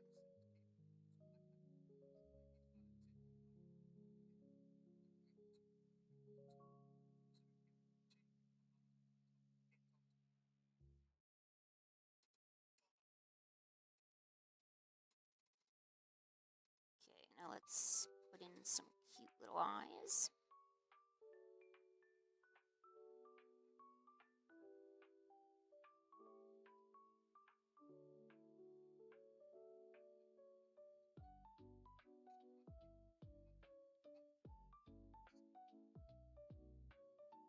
Okay, so there's the basic of getting the face started with the circle method, or by using a circle guideline. There we go, circle. Now let's try, oh my god, I'm sorry, pardon me. Let's now work on the rounded rectangle.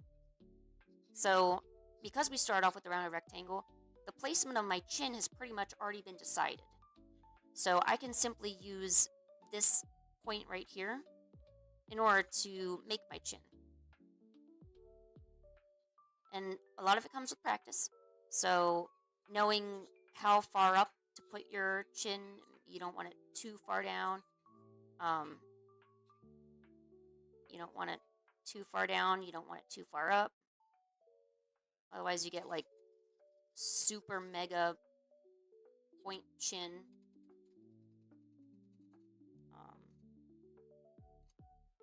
We don't really need to put in the ears, but let's put them in because we put in the other ones.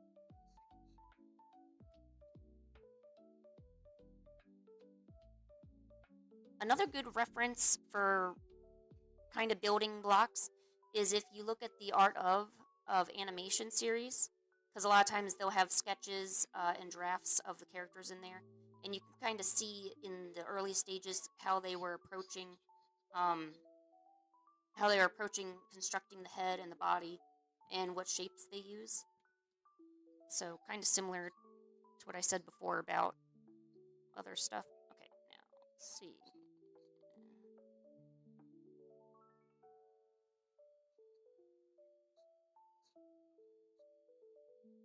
Okay.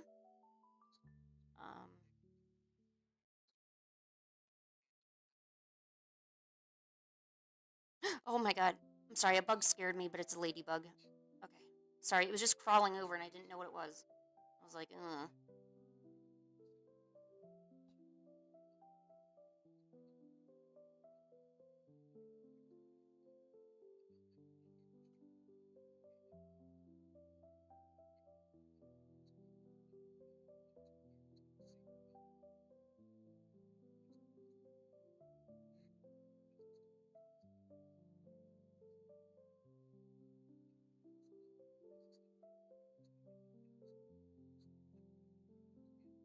Okay.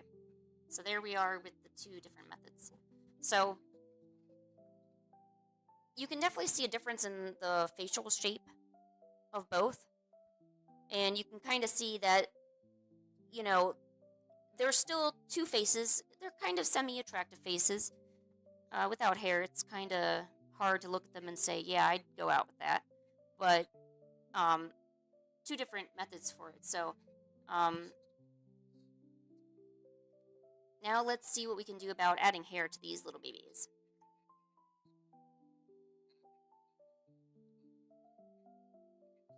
Okay. I'll try to keep it the same so we can really see the differences here.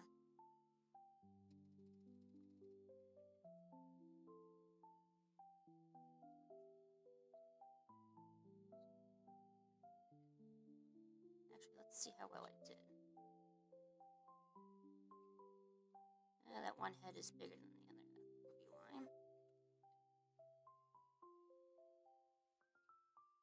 why. Okay, that's about rough. Rough where we need to be.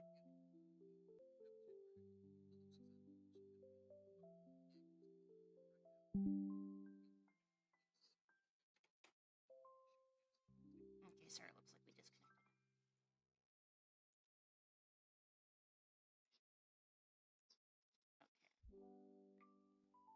Alright.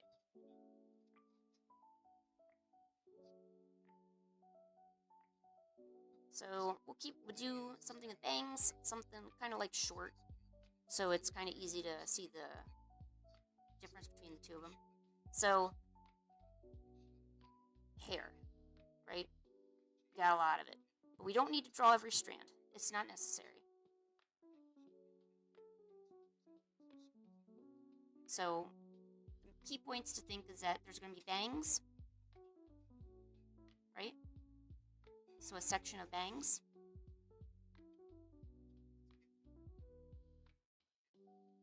However you want to think of that. There's going to be a mid section here, kind of like where you get hair behind the ears.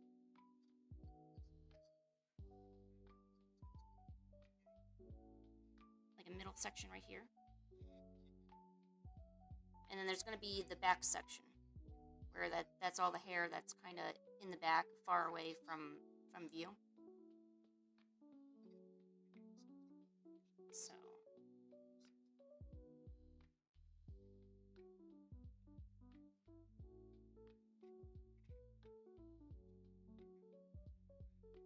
I just start off with a shape and kind of bring it together.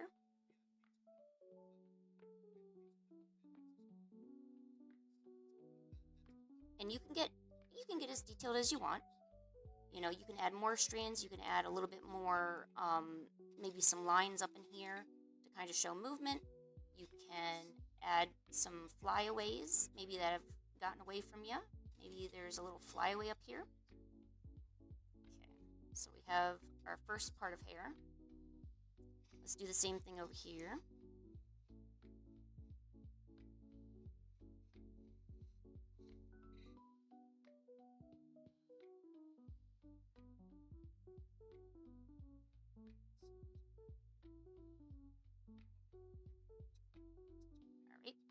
So we have the first part of the hair.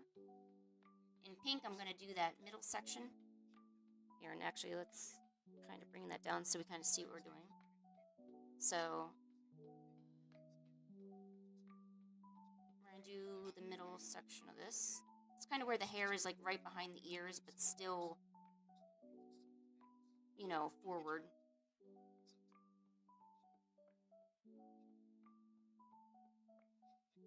So we're just framing the face. Same thing over here.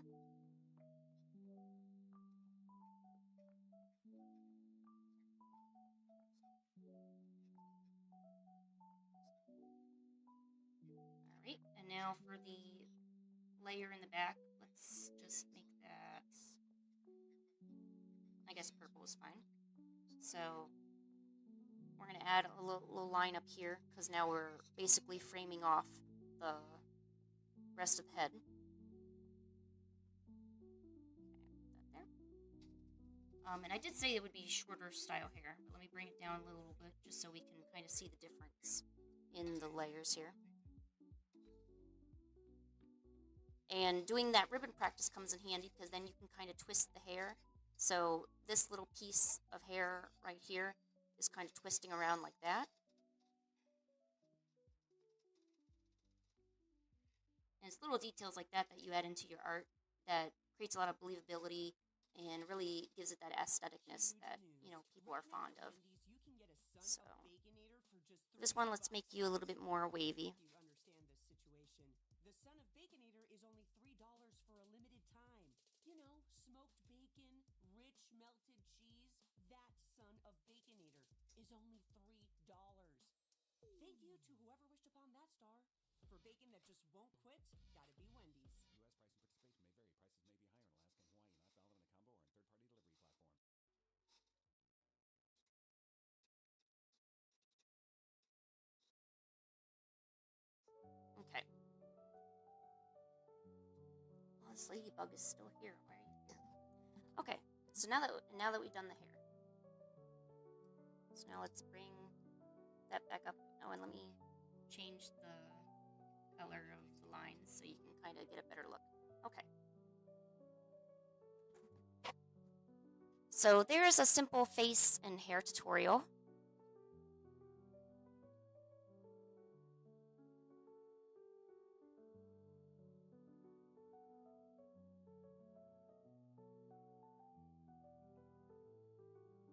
That's pretty much how I take it. Just using shapes and trying to construct things, you know, and trying to use an appropriate foundation for the type of art that I want to see at the end. And it probably takes, well, yeah, it does take a little bit of practice to kind of figure out, should I be using this? Should I be using that? And you may decide, hey, I don't want to use either. I like using the circle method. I enjoy it. It helps me keep everything intact, and I like the results. Or hey, I want to try something new. Let me try out using a box. Let me try out a triangle. I mean, who would have ever thought about using a triangle, right? Is it even possible? Well, let's find out. Can we use a triangle to make a face? So this, I'm taking it as a 3/4 view. So here we go.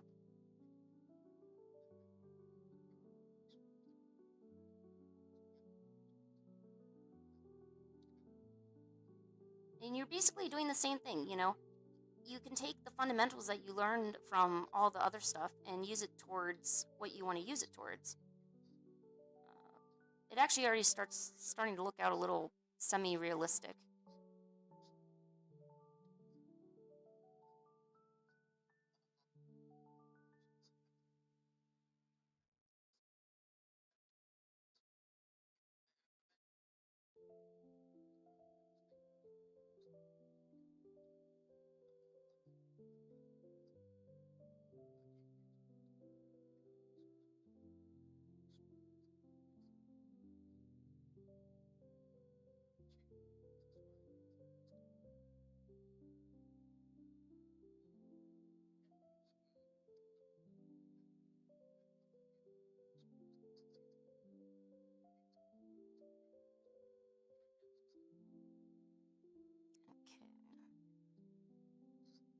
So even doing a triangle is easy, and in some cases, a triangle is very helpful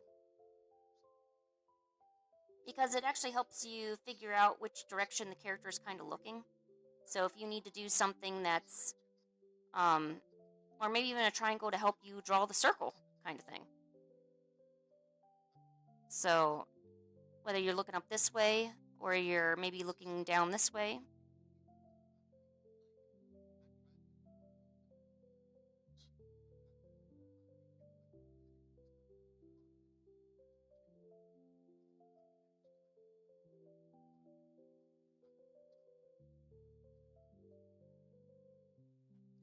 So we can also use a triangle to, there's a lot of different shapes that you can use.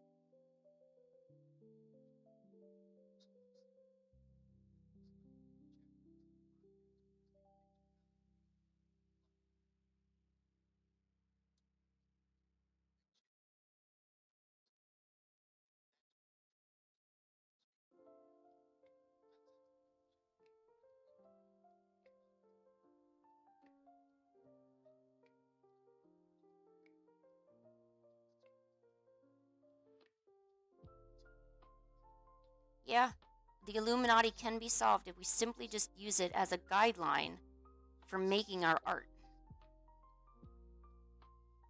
I still have not been able to master or even do correctly high and low angles. So where you're looking straight up or straight down, that's a mystery to me. My little brain cannot wrap my head around that. I don't know why.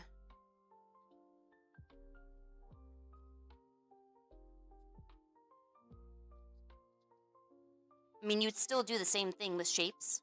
You start off with your shapes and things like that. I feel like I can construct things well, but when it comes to applying the clothes or the accessories or anything like that, I feel like it kind of grows apart. It definitely falls apart there. I would need a lot more like time to figure that out.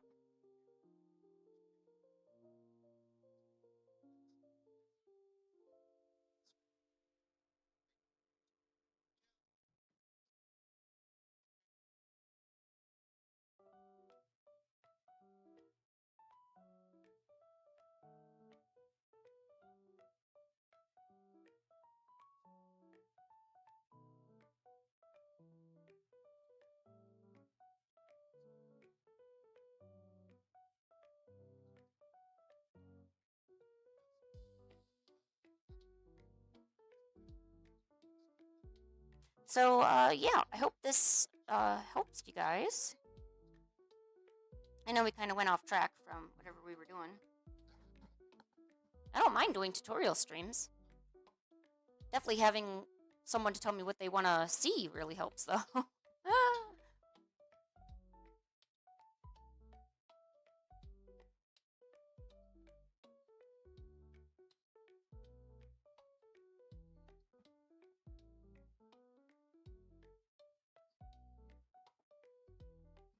So, I'm gonna put out a 30-minute stream ending warning.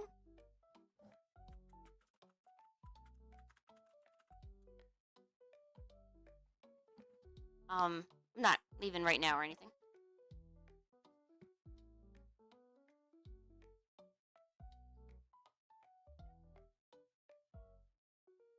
Oh my god, I'm literally watching a preview of the Snow White movie on Pinterest.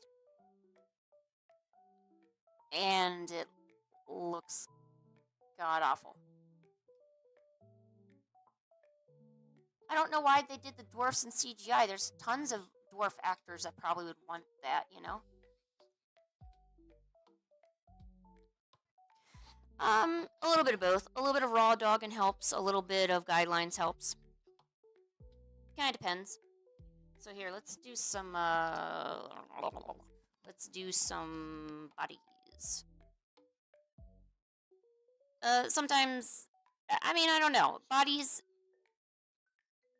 I would say a good portion at the time, I start with your torso, right?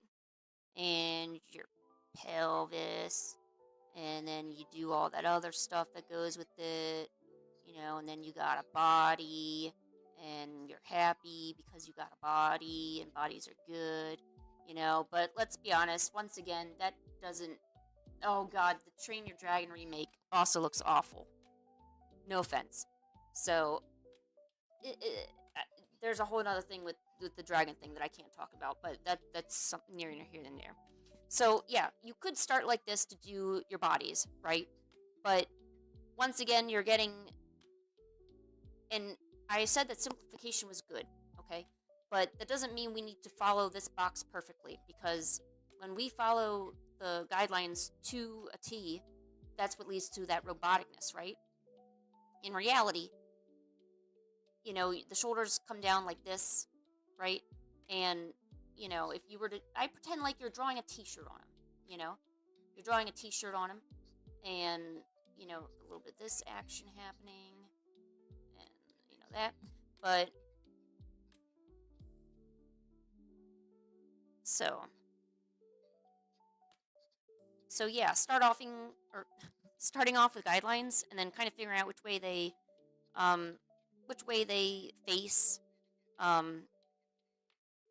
The pelvises and the legs have kind of been difficult for me. I don't think I'm doing them very good because I'm still having problems with them. So I need to kind of reevaluate how I'm practicing those. I've been trying a lot of different things with that to try to figure out how I can get it to where my mind can understand it. So I'm trying out different guidelines for the pelvis by like actually drawing out where the little booty cheeks would be, and that actually helps me a lot more than drawing a straight box, because a box is what a box, but if I actually just kind of draw the things like this.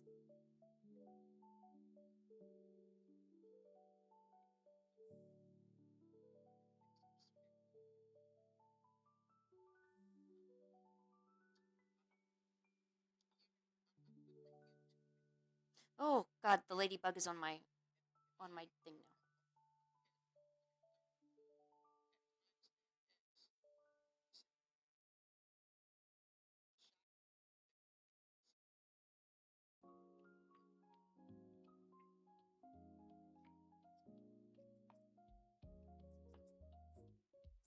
And I feel like once you get the core down, you pretty much are good to go for everything else. The beanbag method is also good too, where you basically draw like a bean. Like up here would be your torso, down here is your pelvis, because what's happening is you're basically drawing, in terms of for females, you're basically drawing something that's a bit wider at the bottom than it is at the top. Unless she's bootylicious, you know, and in that case, you need to go way up. So, like, it could be like a light bulb.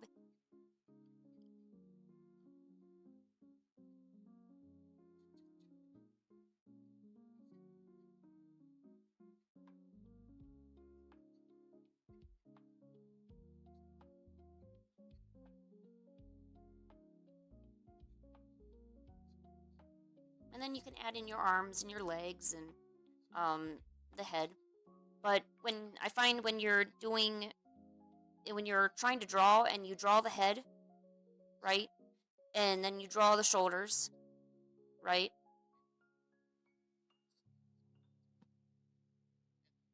And then you kind of, if you build it like this, in some cases it's okay.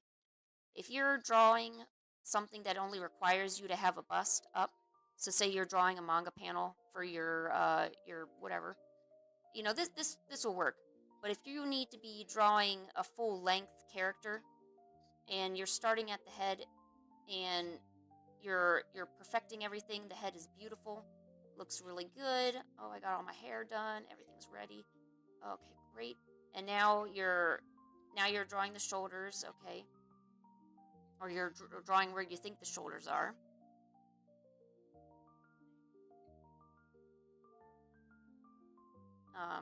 Kind of do it like this. It is extremely easy to make everything unbalanced and for the pose to seem lost. Meanwhile, if we had just started with a few simple guidelines beforehand, even for the one over here, we could have easily just started with a torso.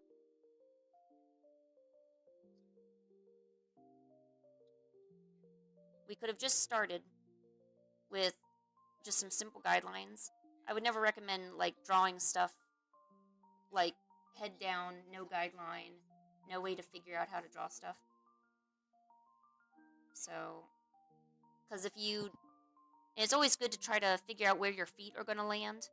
Because if you draw all the way down and you don't know where your feet are, a lot of times you don't have room for the feet at the bottom.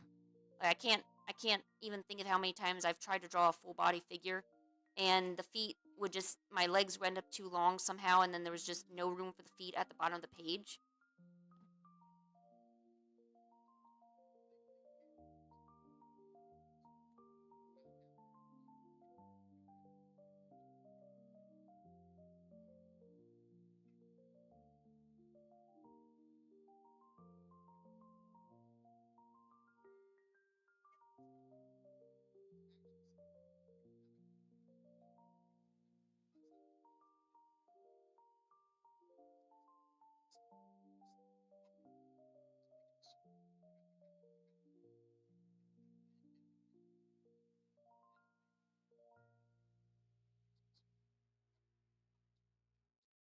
Alright, and then there's the body.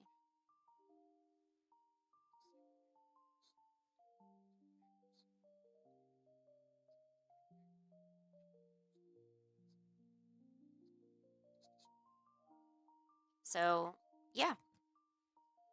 That's what I would do for bodies.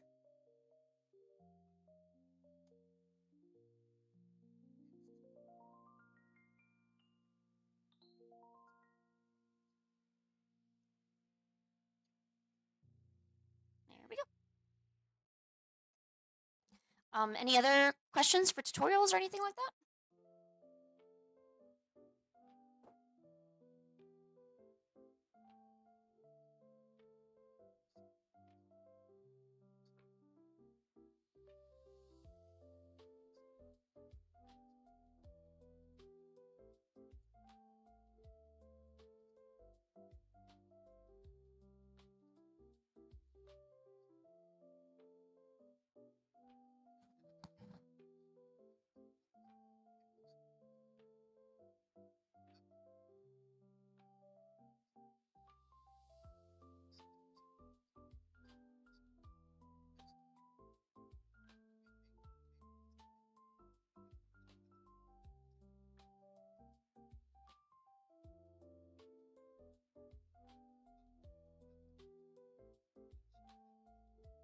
Oh, I did? Oh, okay, good.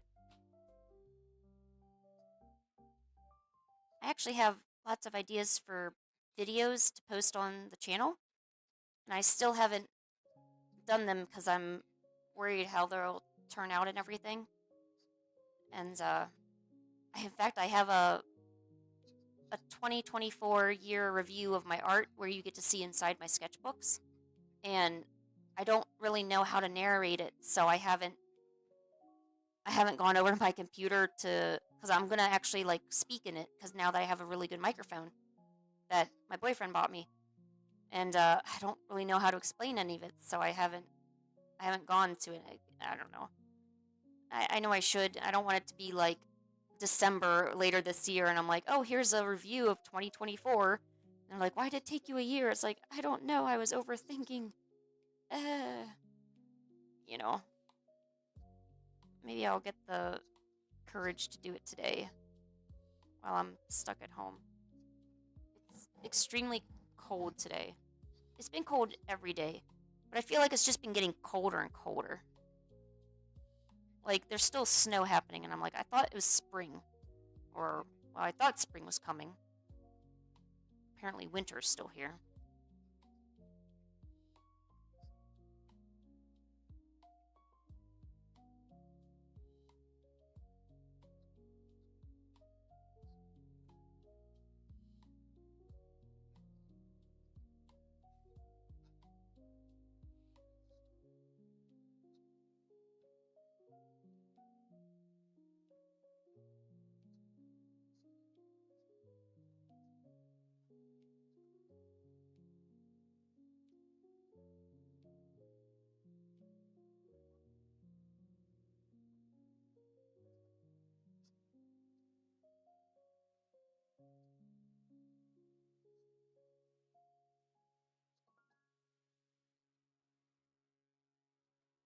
Actually, I kind of feel like drawing some cute stuff, so maybe I will, here, let me open. I kind of want to draw some cats. I have a new idea. Okay, guys, get this. I have a new idea. They are called moon calicos. They're basically calico cats that have moon markings on them.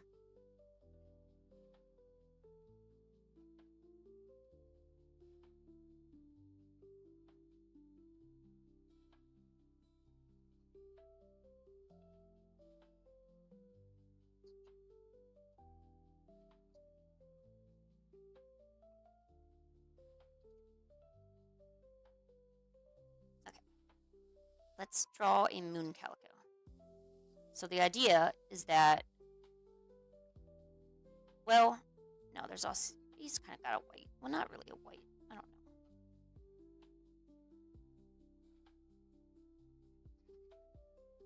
know. Oh, where does that come from? What does a managing mod do? I don't know. Let's find out.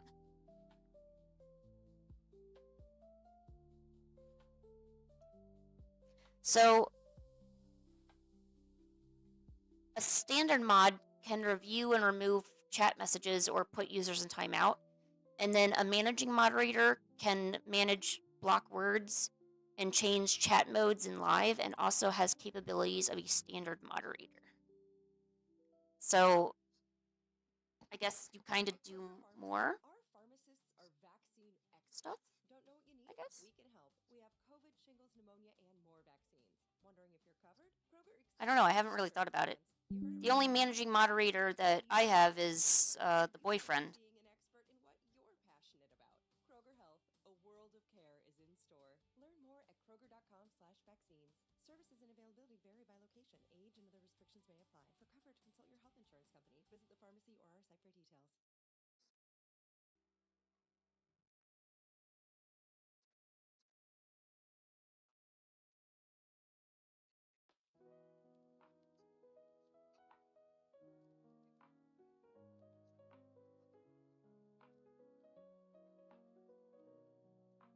It's a little cat.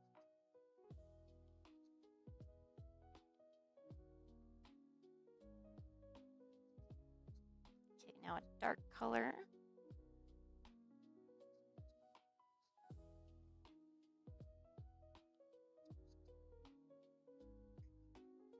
And then I'm gonna use like the yellow as like just an accent color. Did that answer your question, Luca? Why, do you want to be a managing moderator? I mean, like, I guess we could just upgrade you if you want an upgrade.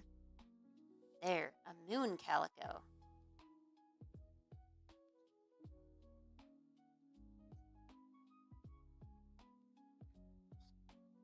Actually, what I thought would be fun is I was gonna, like, do a traditional art stream and make moon calicos on there. I haven't decided what I want them to look like. I feel like there's two ways you could go about it. You could either do a warm-toned calico, or you could do a cool-toned calico. So, like, either warm colors or dark colors. Because, like, the moon, you often sometimes see it glowing as, like, yellow.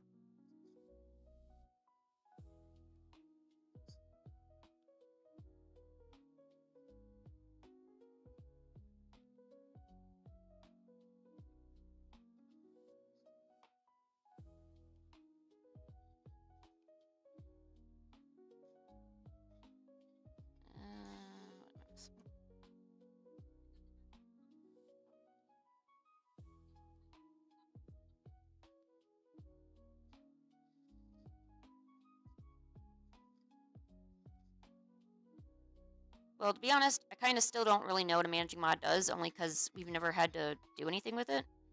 Like, I don't have any blocked words, or, like, there's nobody blocked on my channel, and, you know, I don't really need anyone to do anything. It's not like, you know, I don't know.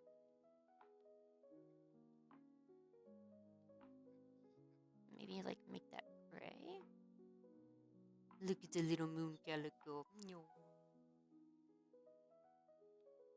Maybe, like, use blue as, like, an accent color for this one.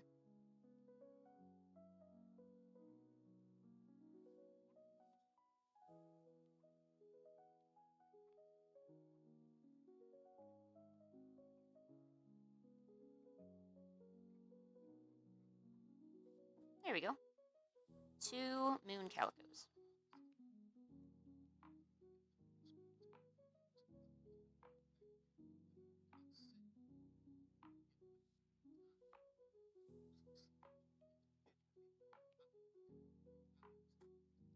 Although, if you want, I can show you some of the traditional art I've been working on.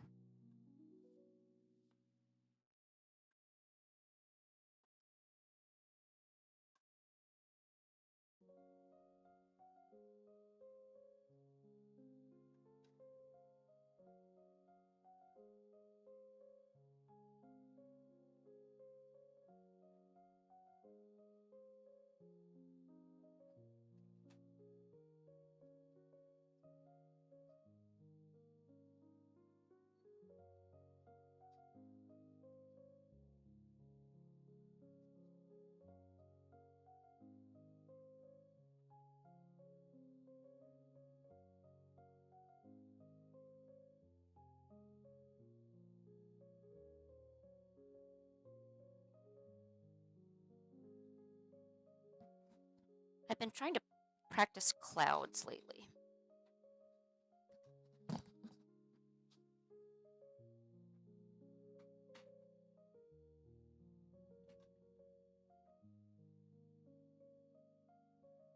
I'm not sure. I haven't seen Iris in a while. I think they're just taking a break for school and stuff like that. But those are some of the gouache paintings I've been working on. I was trying to make like a cool and warm colored moon. I'm really proud of it, but I gotta work on it more. But practicing moons and stuff like that. And then, of course, like these little cloud paintings. My mind likes to do lots of things at once. That's why I have so many. I actually have more laying underneath my sketchbook, too.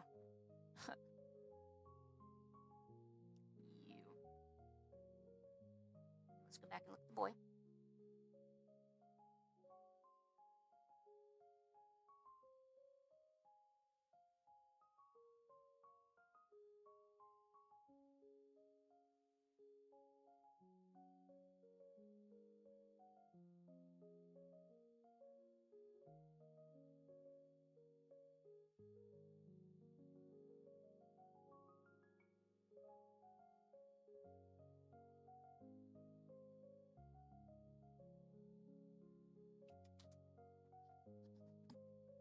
So yeah, that's some of the art I've been working on in my downtime.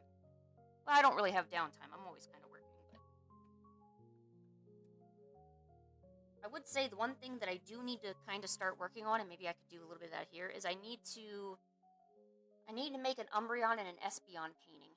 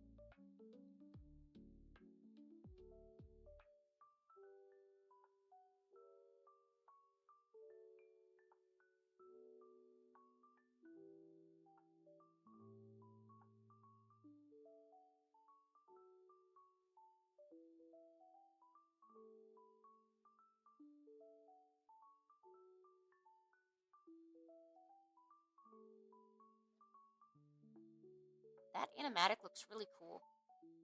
I think I saw some of it a little while ago. I didn't realize that's what I was looking at.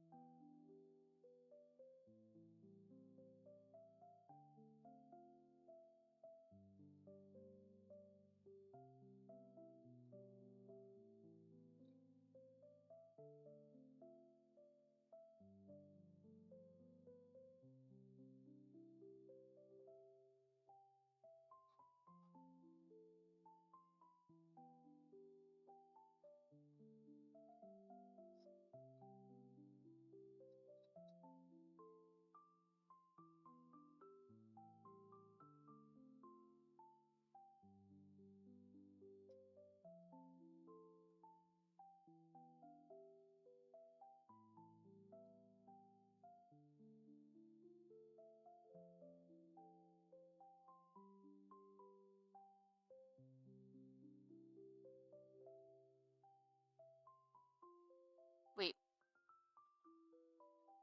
what do you mean, Booth? What? I don't think I understood your question.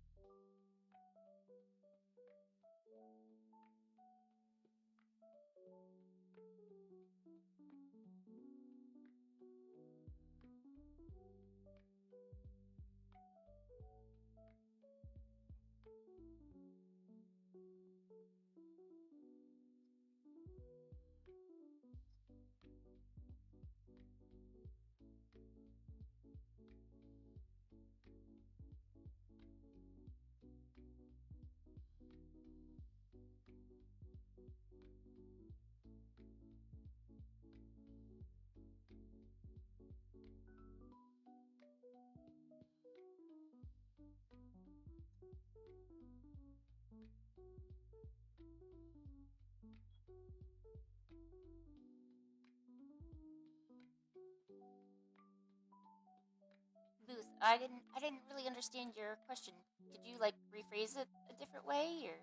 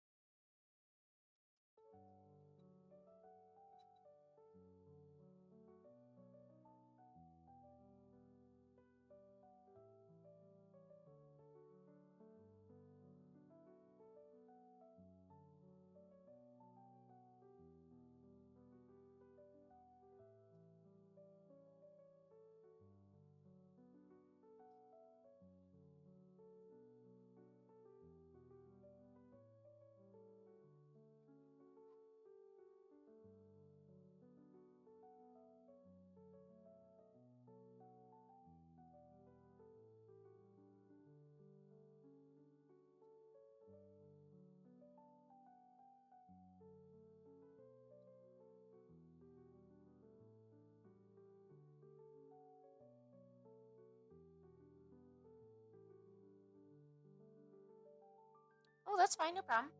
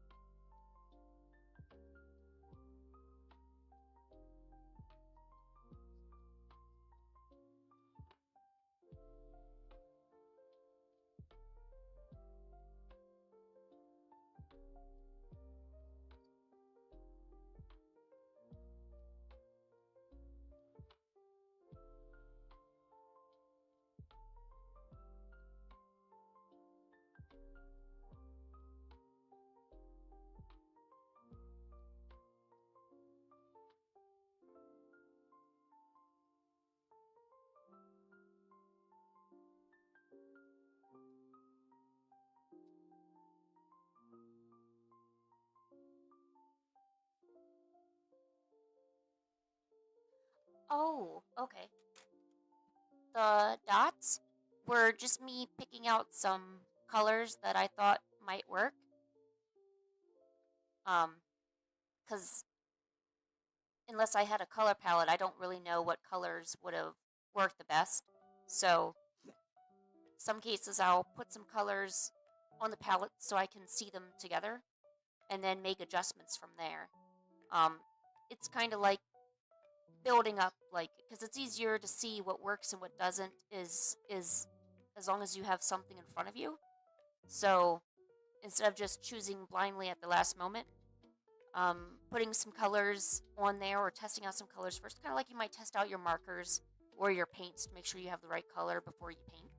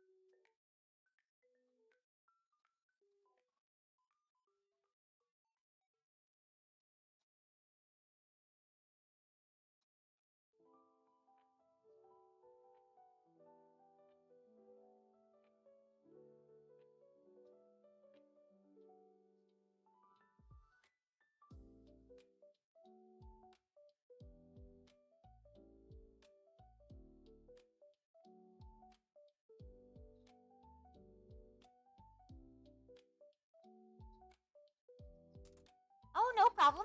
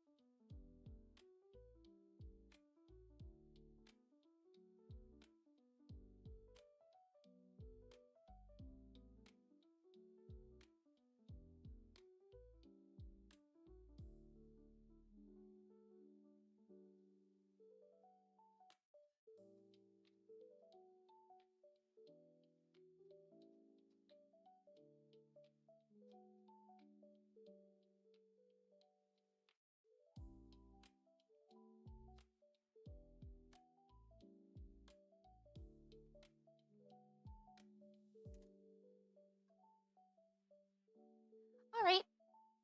I think it's about time to wrap up the stream.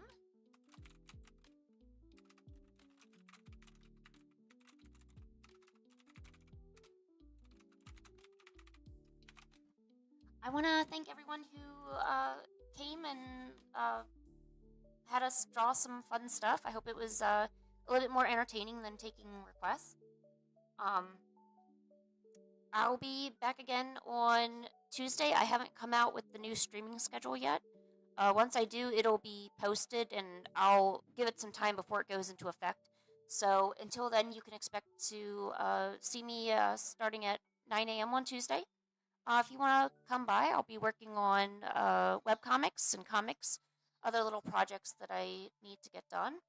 I'm going to try to squeeze in a day where maybe we design a character or do something fun if people are interested in that, because I'm sure not everyone wants to see me just work on my webcomic all day. But I hope these streams help you draw and give you some ideas and tips so you can use them yourself, because I know everyone here can be a great artist. We just got to work at it and we can get better. So I want to say goodbye and thank you for coming. All right, see ya.